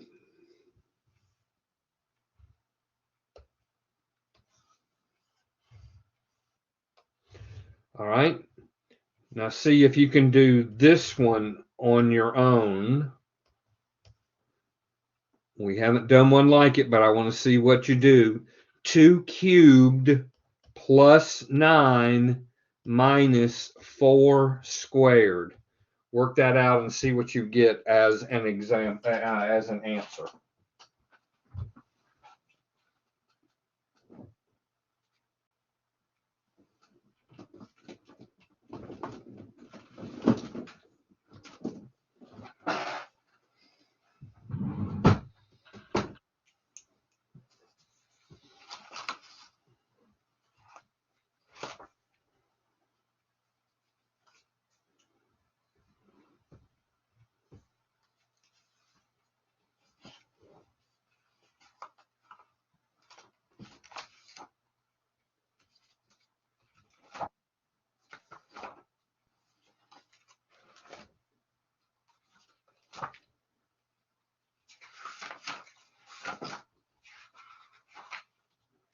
Okay, what are y'all getting?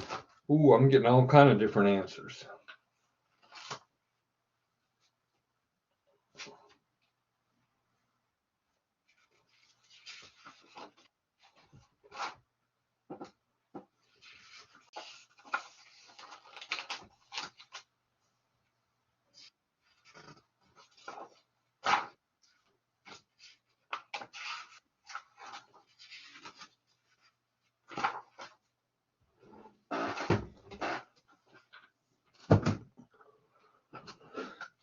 All right, let's see.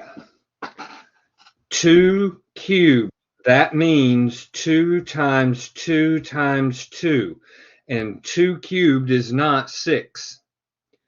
2 cubed is 2 times 2 times 2. 2 times 2 is 4 times 2. And 4 times 2 is 8. So 2 cubed is 8, not 6. Plus 9 minus 4 squared. So there were no parentheses, but we did have an exponent that needed to be fixed. Then we start again. Parentheses, no. Exponent, yes.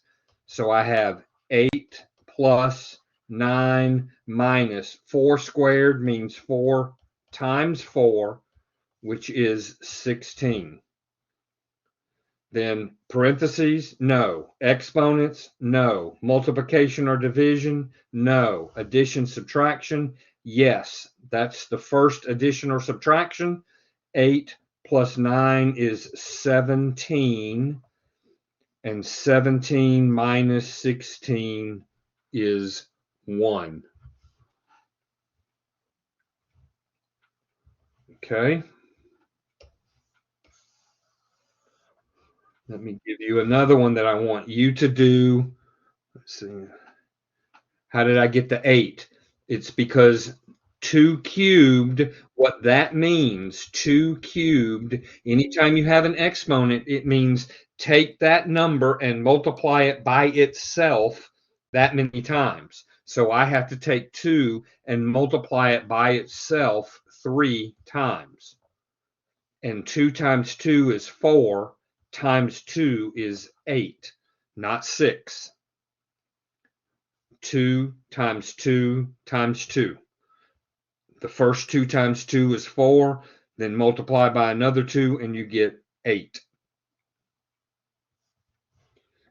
Okay. Try this one. 36 minus 1 times 4 squared plus 5.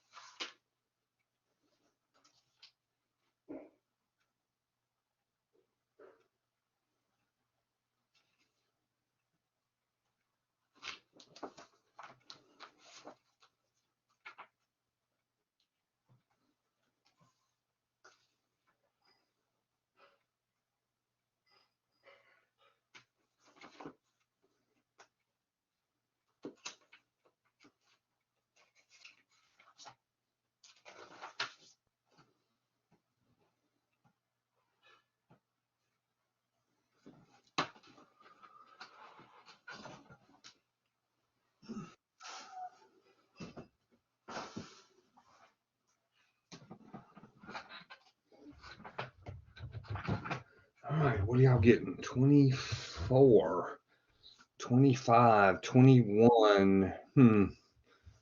All right. Again, you've got to do one step at a time, and you have to follow this order. So the first thing I do is look to see if there are any parentheses. No. Look to see now if there are any exponents. Yes. Everything else stays exactly the same. 4 squared is not 8. 4 squared is 4 times 4, which is 16. Then we start over again. Any parentheses? No. Any exponents? No. Any multiplication or division? Yes. So this is 36 minus and a plus 5 at the end. 1 times 16 is 16. Then any parentheses? No. Any exponents? No. Any multiplication or division? No. Any addition or subtraction? Yes. I do that first. 36 minus 16 is 20. And then all we have left now is 20 plus 5, which is 25.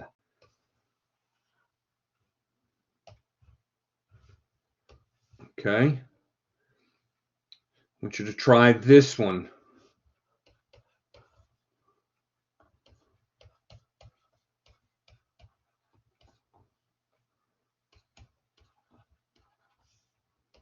Okay, try that one.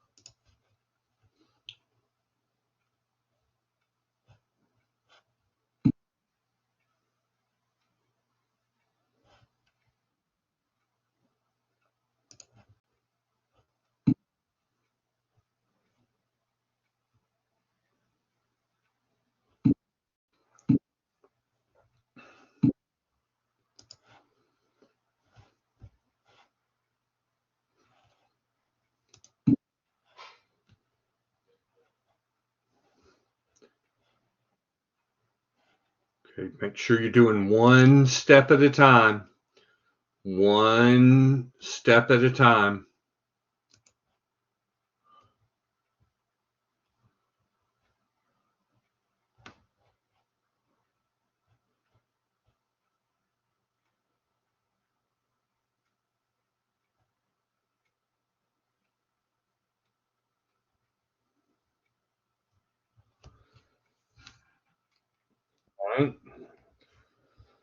All right, let's take a look. So parentheses. Yes, so I've got to do the parentheses first. 40 minus 15 is going to be what? 25, 20, 30, 40, 25. And I don't need the parentheses because we've fixed everything inside. Everything on the outside stays the same. 3 cubed. 3 cubed means 3 times 3 times 3. It's not 9. It's 3 times 3 times 3. 3 times 3 is 9 times 3 is 27. So 3 cubed becomes 27, and then 25 plus 27 is 52. 52. All right, try this one. 1 to the 4th times 2 squared plus 3 cubed, parentheses, minus 2 to the 5th divided by 4.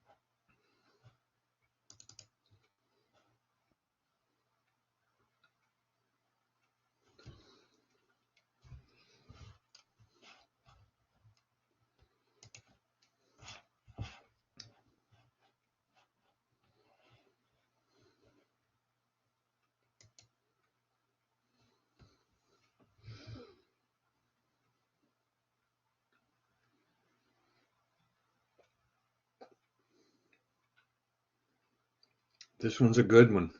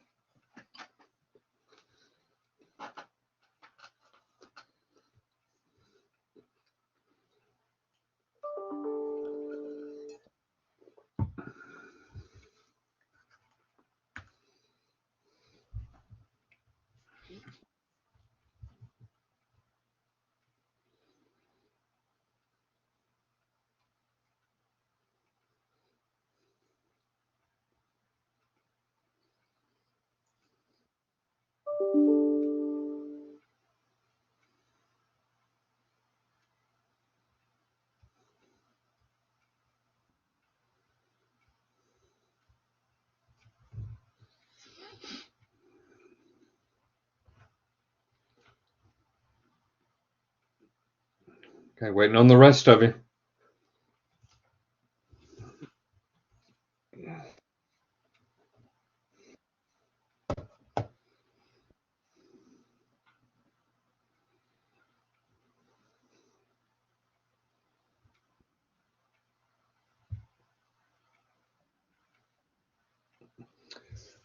Okay, let's take a look. Parentheses. Yes, we've got a great big parentheses. So everything out here is going to stay the same without doing any changes.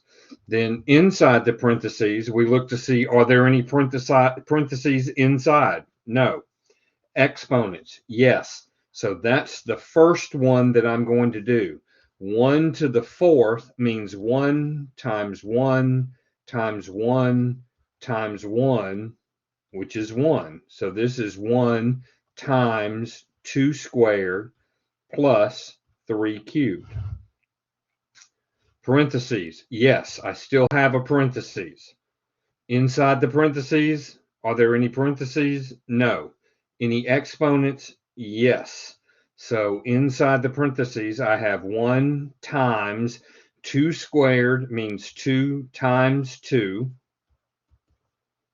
which is 4.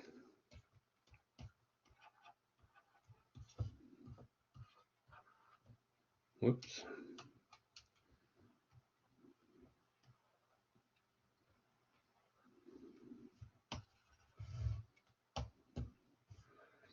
All right, give me a second. Sometimes this thing will freeze up.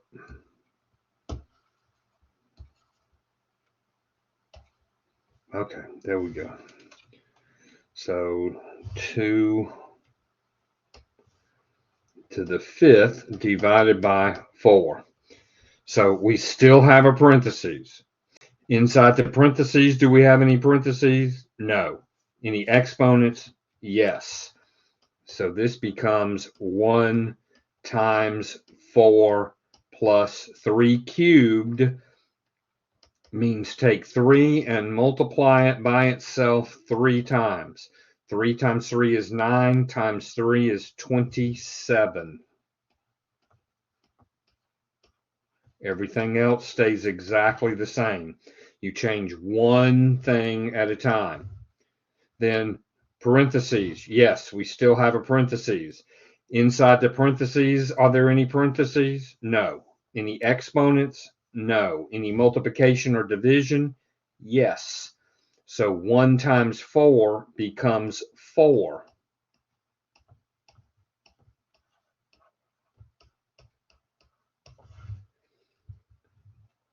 Then we start over. Parentheses, yes. Inside the parentheses, are there any parentheses? No. Exponents? No. Multiplication or division? No. Addition, subtraction? Yes. So we take 4 plus 27, and 4 plus 27 is going to give us what? 31 minus 2 to the 5th divided by 4. So now we have a new line. So parentheses, no. Exponents, yes. So this is 31 minus, and then divided by 4. 2 to the 5th means 2 times 2 times 2 times 2 times 2. 1, 2, 3, 4, 5. 2 times 2 is 4 times 2 times 2 times 2.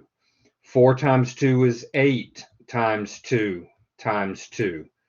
8 times 2 is 16 times 2. And 16 times 2 is 32. So 2 to the 5th is 32.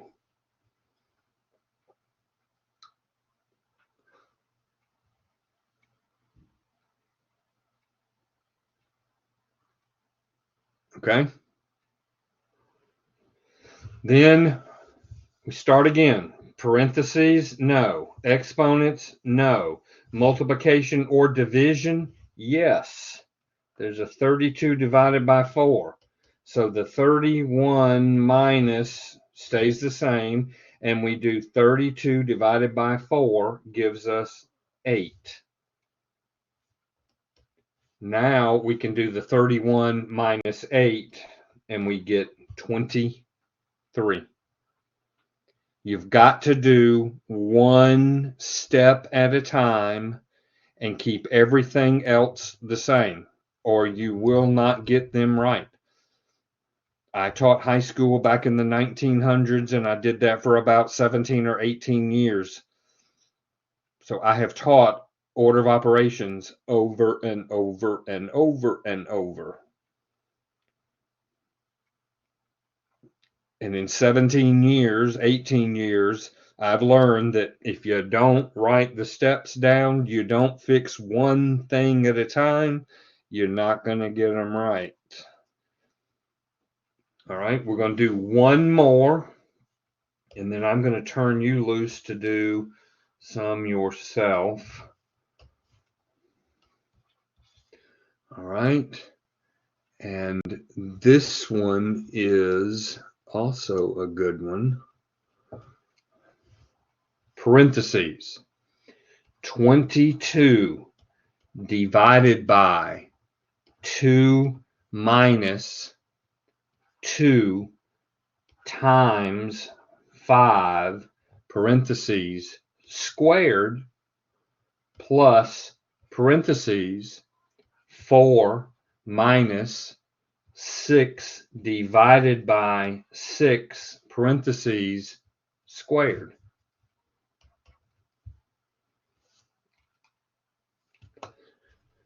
Try that one and see what you get.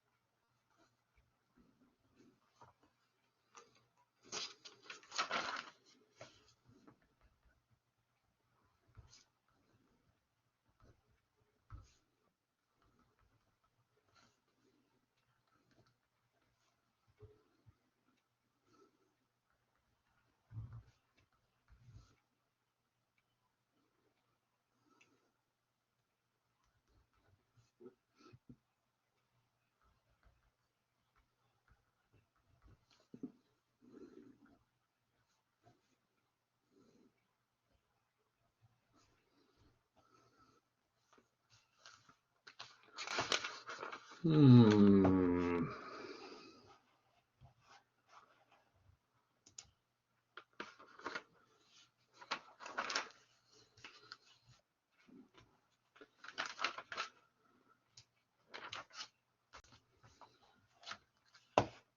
Okay, everybody should be doing that one.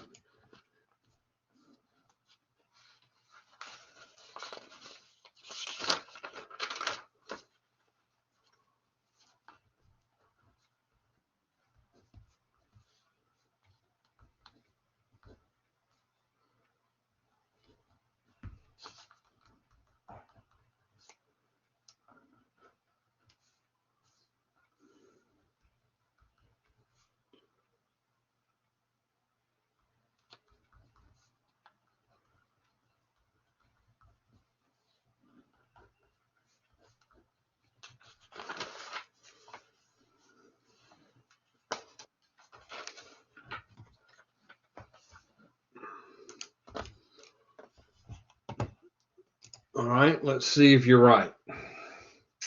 So, please excuse my dear Aunt Sally. Every time you have these kind of problems, you should write that at the top of your paper. PEMDAS. Please excuse my dear Aunt Sally.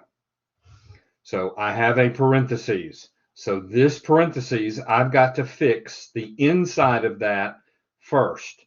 So on the inside, we follow our order of operations. So we look inside the parentheses and we still follow the same order. In the parentheses inside of that parentheses, no. Any exponents inside the parentheses, no. Any multiplication or division, yes. So this 22 divided by 2 is the first one I come to. So that's the first one I do. 22 divided by 2 is 11. Everything else stays the same. You do not change anything, but you write it all down. Because if you don't, then you're going to miss some stuff. Some people say, well, I don't need to write all this down until I get to that point. No, you're going to end up leaving part of it off. All right. Parentheses. We have a parentheses. We look inside the parentheses. There are no parentheses inside. There are no exponents inside. There is multiplication or division. So this becomes 11 minus 10 squared plus parentheses 4 minus 6 divided by 6 squared. Parentheses. Yes, I still have a parentheses. The inside of that parentheses is only one operation, 11 minus 10. That gives us 1 squared plus 4 times, plus parentheses 4 minus 6 divided by 6 squared. Parentheses. Yes, I have to do this parentheses first. So inside the parentheses, there are no parentheses inside. There's no exponents inside. There is division. So I have 4 minus 6 divided by 6 is 1 squared.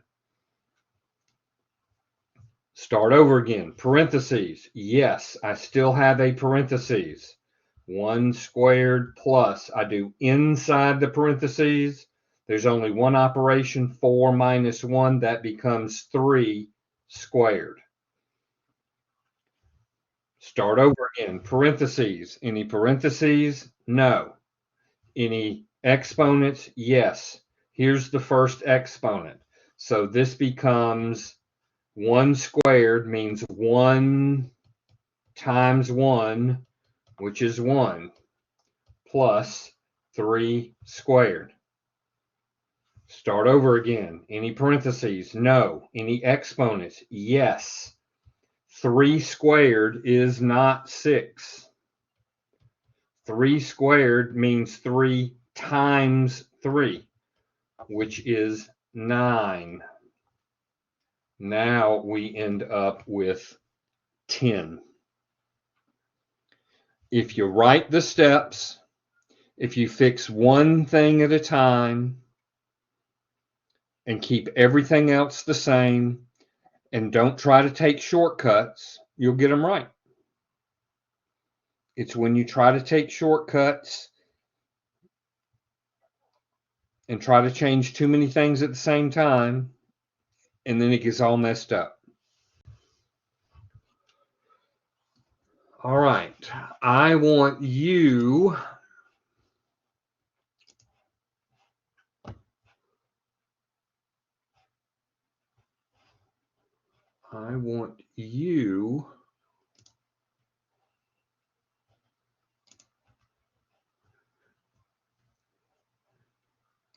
to do this sheet, and it is really more of an application. These are multiple choice questions. Let me pull it up so you can see what it looks like. So I need to get out of here.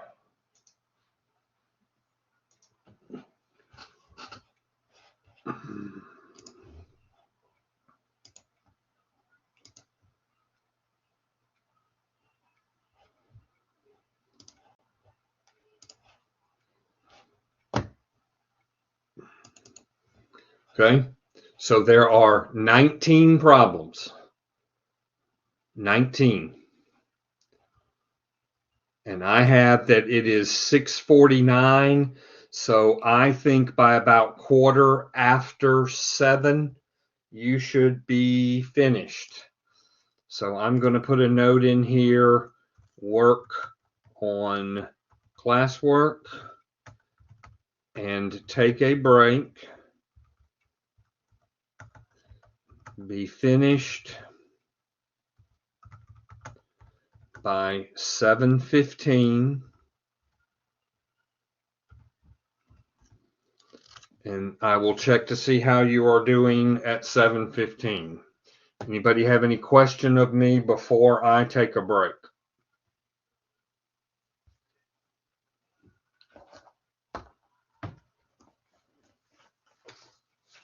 Okay, I will be back. Remember, do not log out. Just come over here on your screen. There's a little man symbol with a green check mark. When you click on that, there's a button there that says away. And so that indicates you are away. So I'm going to step away. I'll be back in a few minutes.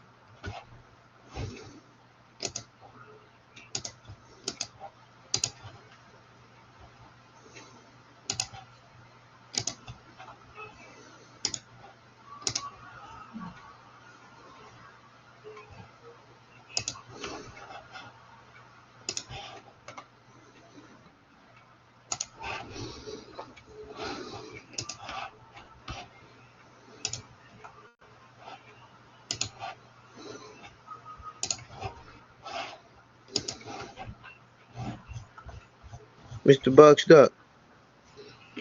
Yes, sir. Okay, there you go. I haven't called your name for a good minute. I think my phone messing up. But what problem we supposed to do to again?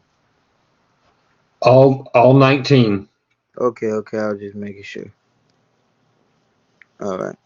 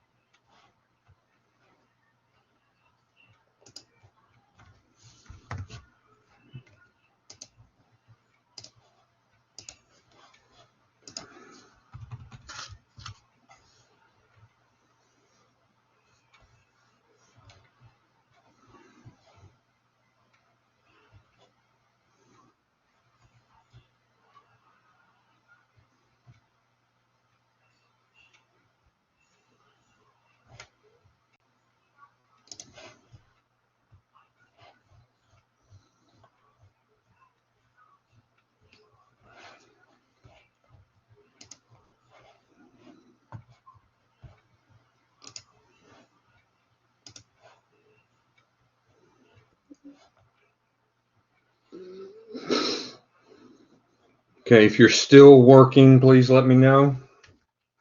Anybody still working?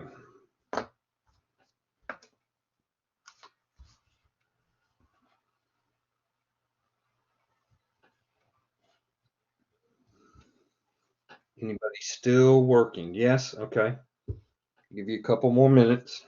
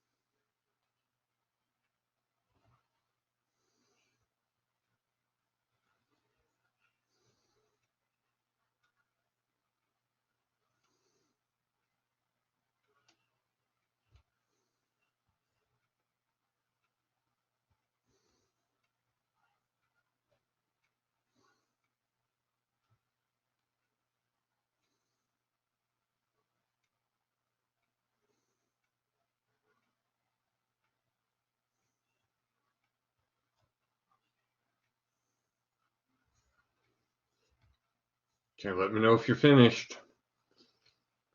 Waiting on a couple to finish up.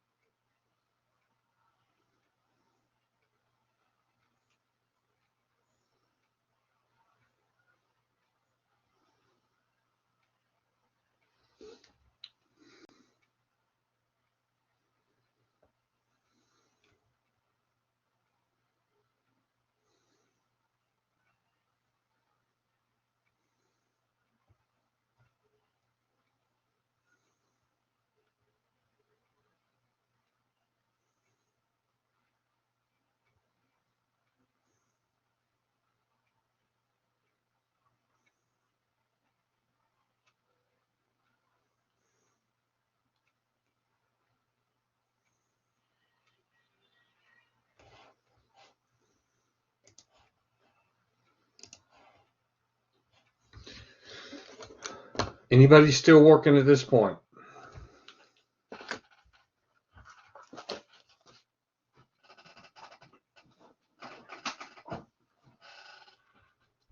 All right, I'm going to show you the answers.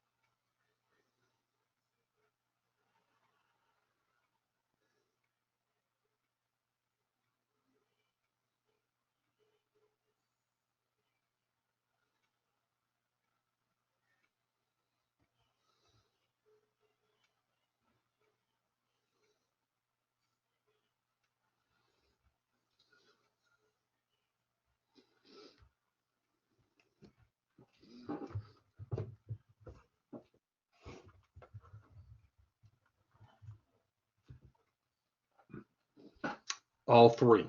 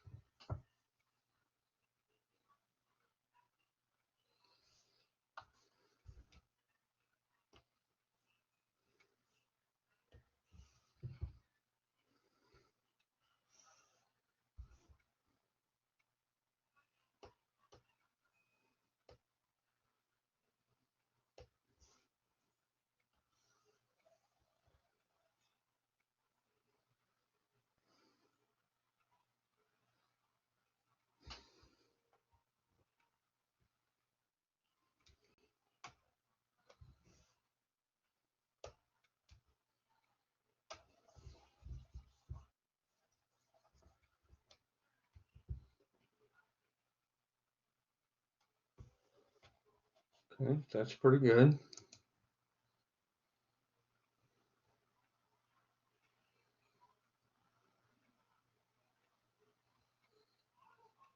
Any of those that you want me to go over? They gave a pretty good explanation. All right, number 1. 1 and 2. 9. All right, I'm going to have to get out of this.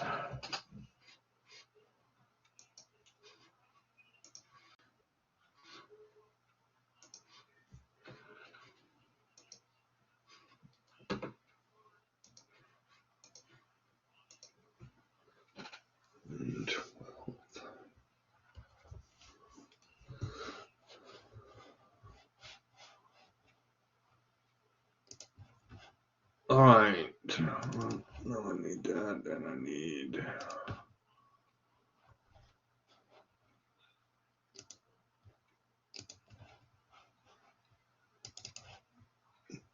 On number 1,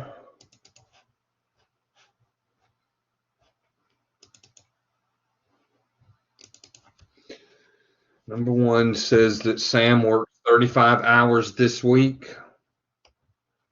So we have 35 hours and he makes $17 an hour. So 35 times 17. Pull out my calculator.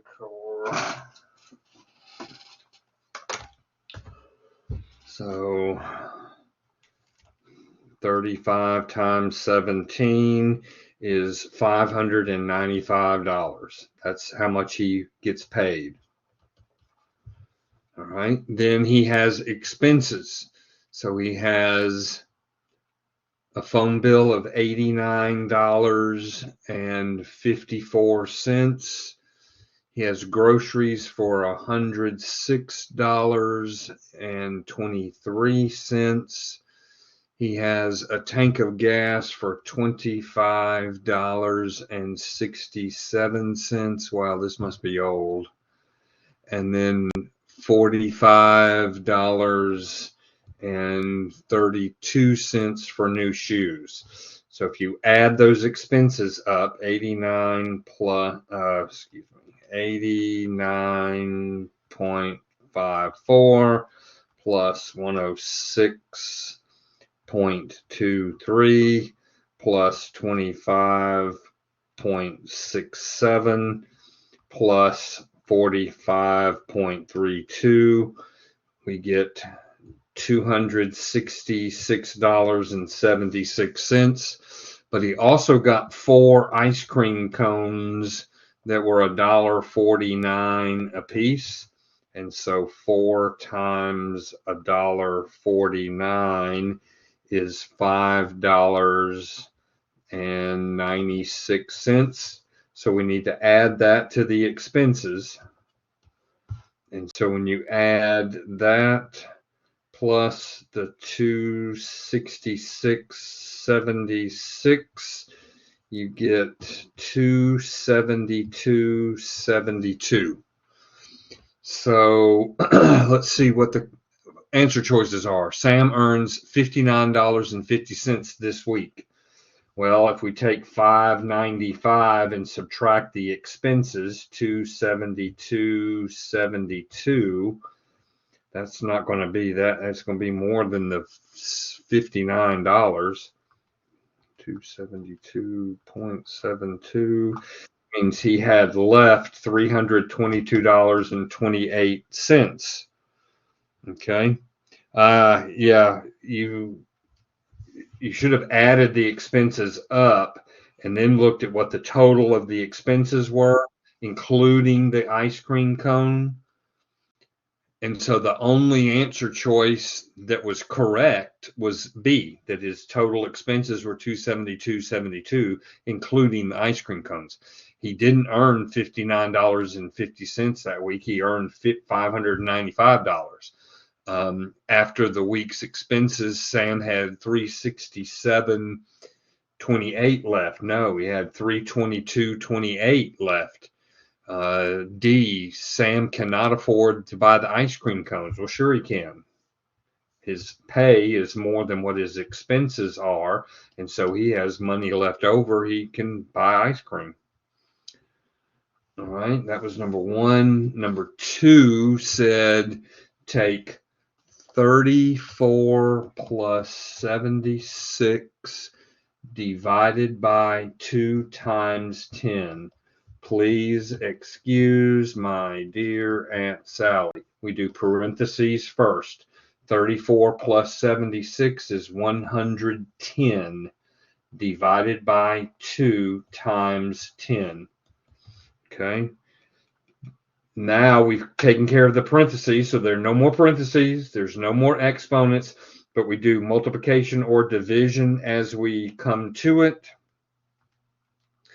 And so 110 divided by 2 is going to be 55 times 10. 55 times 10 is 550. You have to do one step at a time and fix one thing at a time. Okay. Number 5 was Heidi buys 3 bags that each contain 50 quarts of soil. Okay, so 3 bags, and each one has 50 quarts. All right. She buys pots that each hold 2 quarts. So she buys some pots that hold 2 quarts. All right. How many pots can Heidi fill with the soil? Okay, so if she buys 3 bags of 50 quarts, well, then that means the amount of soil that she has is 150 quarts. All right. And then if we take 150 and divide it by 2, that would be how much would go into each pot. We get 75 pots. So we had to figure out how much soil we had. We had 50 quarts.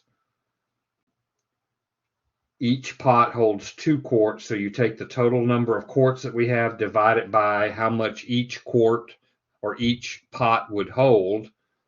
And that's how many pots you would have to buy to do the 150 quarts of soil.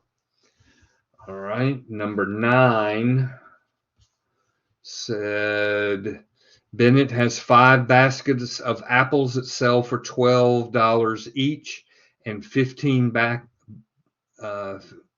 has 5 baskets of apples that sell for $12 each, and 15 baskets of apples that sell for $7 each at the farmer's market. Bennett pays $25 to rent the space.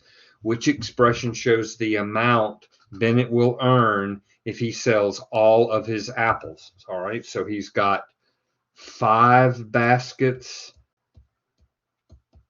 that sell for $12 each. So that's 5 times 12 is 60. So he'd make $60 if he sold his baskets, the 5 baskets that are at $12 each. He has 15 baskets that sell at $7 each. So if he sold all of those, he would make 15 times 7, and that's $105. So if he sold all of the $12 baskets, he'd make $60, and if he sold all of the $7 baskets, he'd make $105. So 105 plus 60 is 165. That's how much money he would make, but he needs to pay his expenses, which is the fee for renting the booth, which is 25.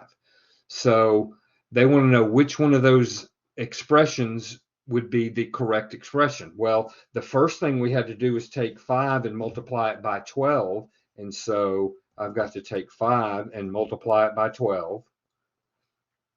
Then I need to do 15 times 7. So I'm going to add to this 15 times 7. And then I have to take away the expenses of $25. And so the correct choice was B. Number 12.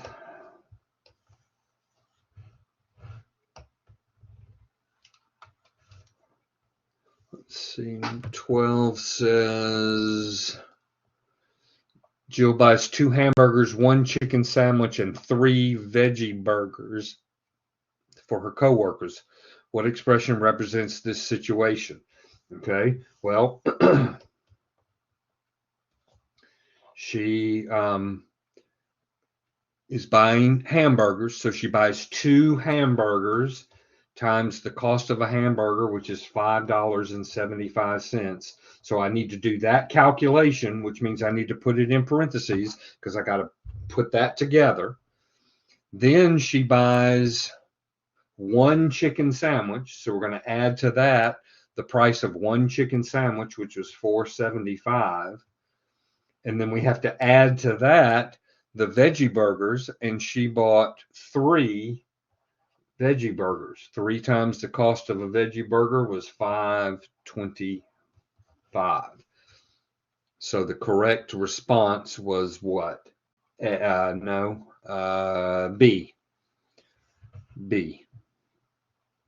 Okay, so we had to calculate how much it costs to buy the hamburgers. So that's got to be separate. And then how much to buy the veggie burgers, that's got to be separate. And then add in the chicken sandwich. No, that's not necessarily correct. The GED sometimes has responses that you actually type in the number. They have responses where you move stuff around the screen. It depends on what day you take the test, whether you'll have any of those kind of questions or not. But there are different question formats that are on the test. They're not all multiple choice. All right, let's see. Wow, our time is gone again. All right. Oh, yeah, you may have to type in something like some sort of symbol, like greater than, less than, equal, whatever. Okay.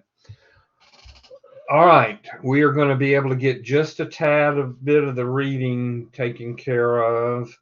It's more writing paragraphs. These two are really good. If we don't get to watch both of them, I would suggest you watch the one we don't watch because these are good. Let's see.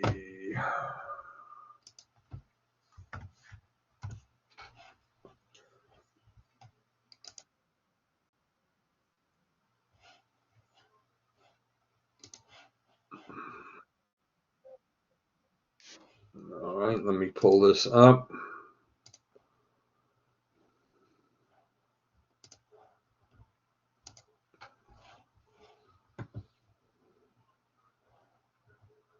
And she has neuroblastoma. She really didn't have any symptoms until one day. Look at these two paragraphs. Can you tell which one is a good paragraph and which one is not? Yes, the first one is a good paragraph. How do you know? It's a good paragraph because it focuses on a single topic, which is my mother. The second paragraph talks about many different things. In fact, each sentence in the second paragraph talks about a different topic, which is really a bad idea. So, a good paragraph focuses on a single topic or idea. Remember that. Today, we shall learn about three very important components of a paragraph: topic sentence, supporting sentences, adding details. Look at this simple paragraph. Read it aloud. Now look again at the first sentence. It says, trees are useful to us. This is called the topic sentence of the paragraph. The rest of the sentences in the paragraph must support or agree with this topic sentence. Now look at the other sentences in the paragraph. Do they support the topic sentence? Do they tell us how the trees are useful to us? Yes, indeed. They support the topic sentence. Trees are useful to us. So, this is a good paragraph indeed.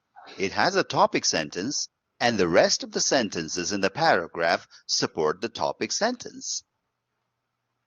This sentence says, a dog is a useful animal.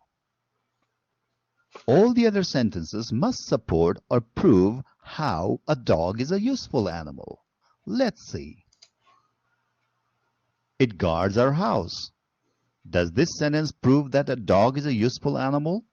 Yes. It protects us from burglars. Does this sentence support that the dog is a useful animal? Yes, of course. It plays with us and entertains us. Does it support that a dog is a useful animal? Yes, of course again. It keeps us safe and makes our life easy.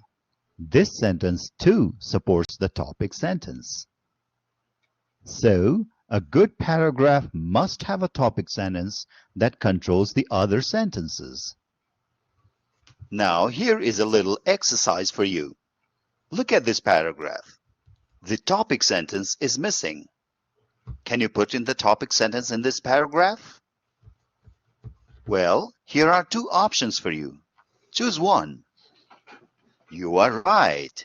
The correct option is Mrs. Lama is a very busy person. As you have seen, The main sentence of a paragraph, which is usually the first sentence, is called the topic sentence. The rest of the sentences in the paragraph are called supporting sentences. They support the topic sentence. Have a look at this paragraph now. It's about Pokhara. What is the topic sentence? Pokhara is an amazing place to visit. The rest of the sentences, which are the supporting sentences, must support why or how Pokhara is an amazing place to visit. In this paragraph, there are 3 supporting sentences.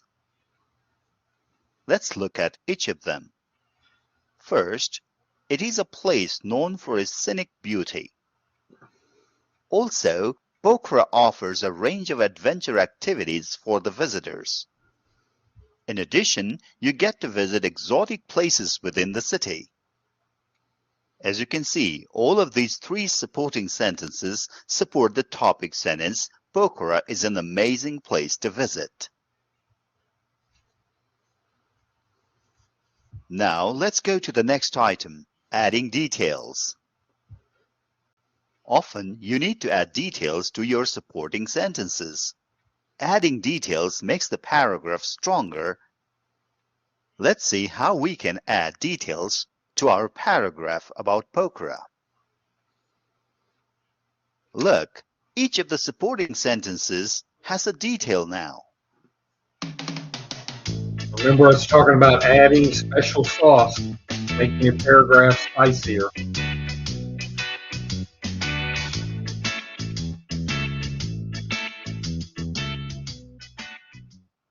Does the paragraph look better?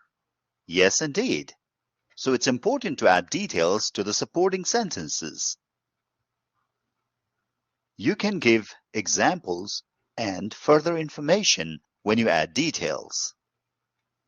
For example, let's look at the first supporting sentence. It talks about scenic beauty. In the details section, examples of scenic beauty are given. For example, clear views of snow-capped mountains like Annapurna and Dhaulagiri, and the scenic reflection of Machapuchre Peak on the waters of Fewa Lake are mentioned. All right. We are out of time, but I do have some announcements. Let me mention again, those of you that are in that first list group, Miss Beth, Miss Cruz, Miss Green, Mr. Jolliffe, Mr. Lamb, Mr. Moy, Mr. Roberts, Miss Harris, Miss Powell, I've got to know when you are planning on taking your GED, what's your time frame, and if you want a scholarship. Yeah, if you did, that's fine. I'm just reminding everybody. If you want the scholarship, you need to also indicate in your email that you want a scholarship in this because you made this score. Okay, so those of you in that group, you need to be doing that for me. Then we have a new group that's going to start.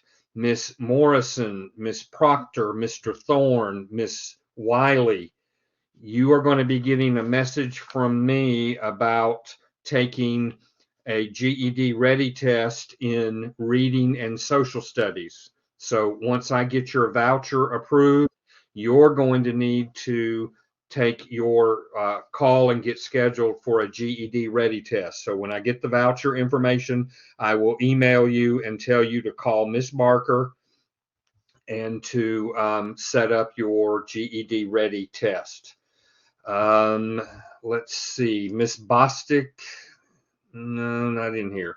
Mr. Wynn, I need to know if you tested and what your scores are.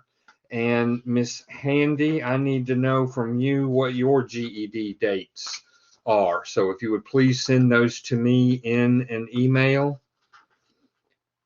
If you tested and got some scores, I need that information. Anybody have any questions? Yes, please, Ms. Powell, let me know what dates y'all set up. Any questions? they will tell Miss Morrison, they will tell you here are some options. And so they will say here, you can do this time, you can do this time, you can do this time. So they'll give you some options that are open. And you can take it at home on your computer, or you can come in and do it in person. It's up to you.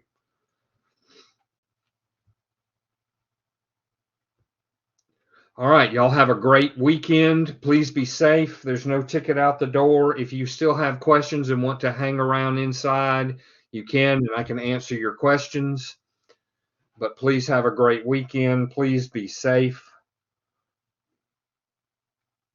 And I will see you all on Tuesday. There is homework. There is homework. So you need to go into Blackboard and get your homework.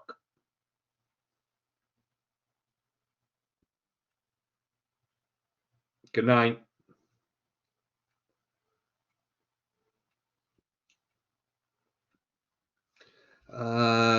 Yes, Miss Proctor. Let me check that right now. So don't go anywhere, Miss Proctor. Let me check yours right this minute.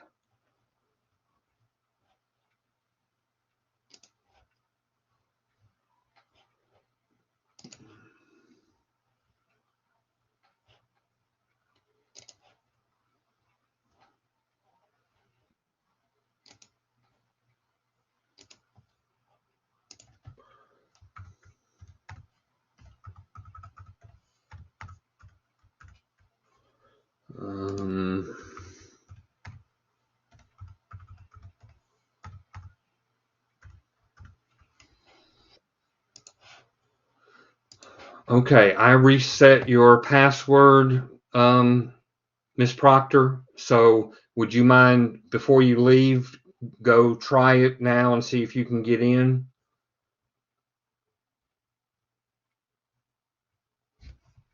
Okay.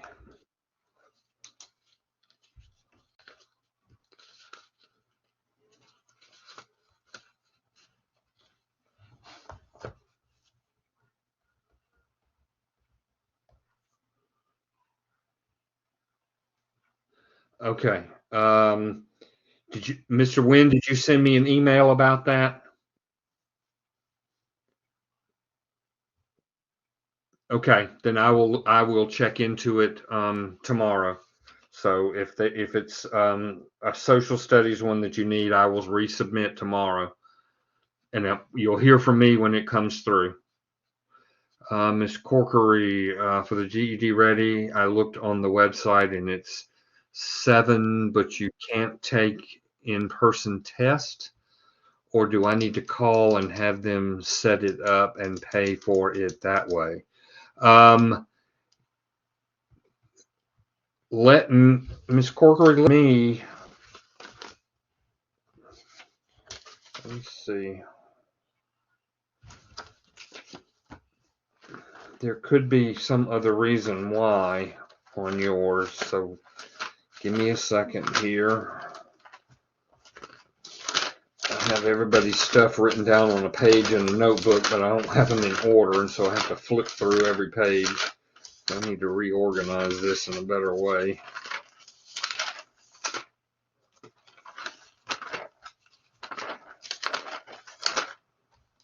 Let me also look here. Okay, Ms. Corkery, I'm going to be submitting for the vouchers. So they will set it up for you so that the vouchers will be paid for already. And so you won't have to pay for the reading and the, but you already did, let's see, wait a minute. You've already done reading. You just need social studies and math. So the voucher would be for social studies. Your math score is 470. I don't know if they're going to pay for a voucher at 470.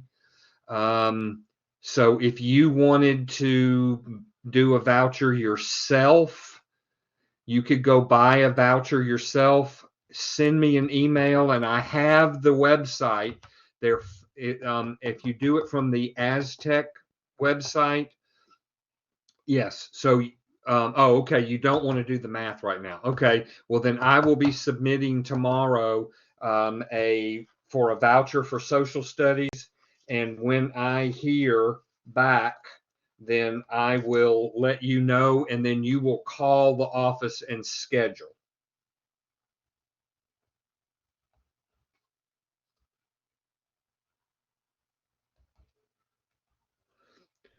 Okay. So wait to hear from me that the voucher has been approved, and that way it will be paid for. And then all you've got to do, once I tell you that it's done, you will call the office, ask for Miss Barker, and you will schedule a social studies GED ready test.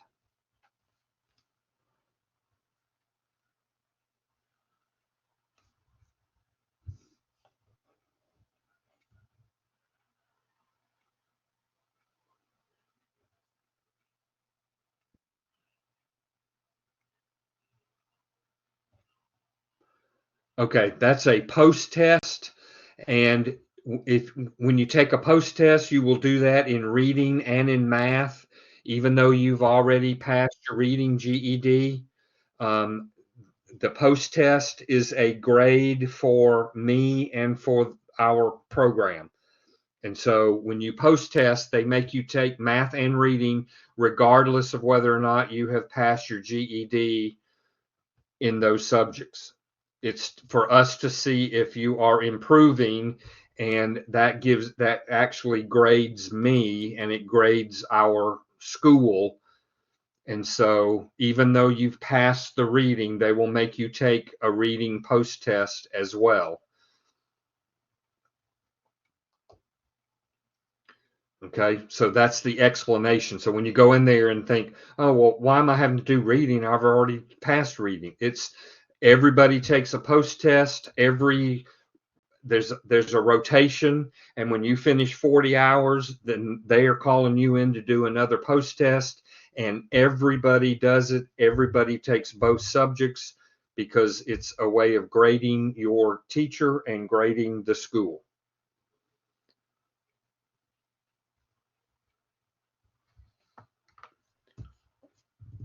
But look for my email tomorrow letting you know that your voucher was approved and that you need to call.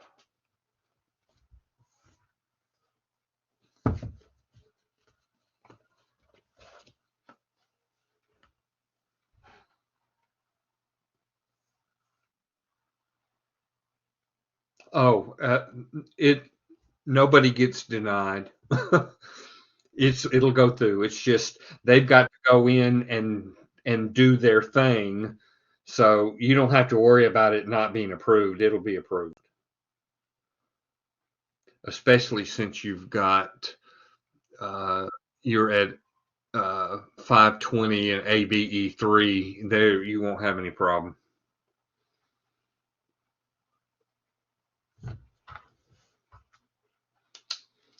Anything else?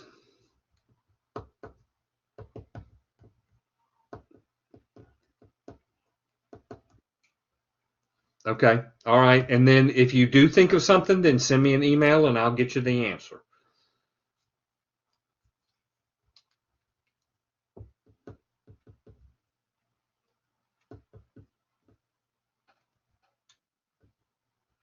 All right. Thank you. Have a good night. Be safe. Have a good weekend. And I will see you on Tuesday.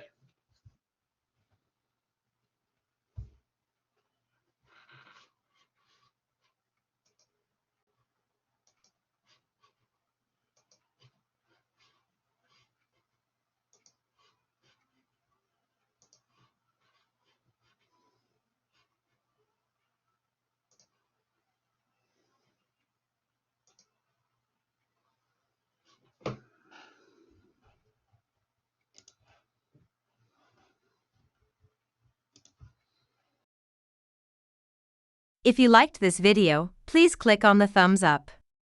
If you want to see more videos like this, please click on the subscribe button.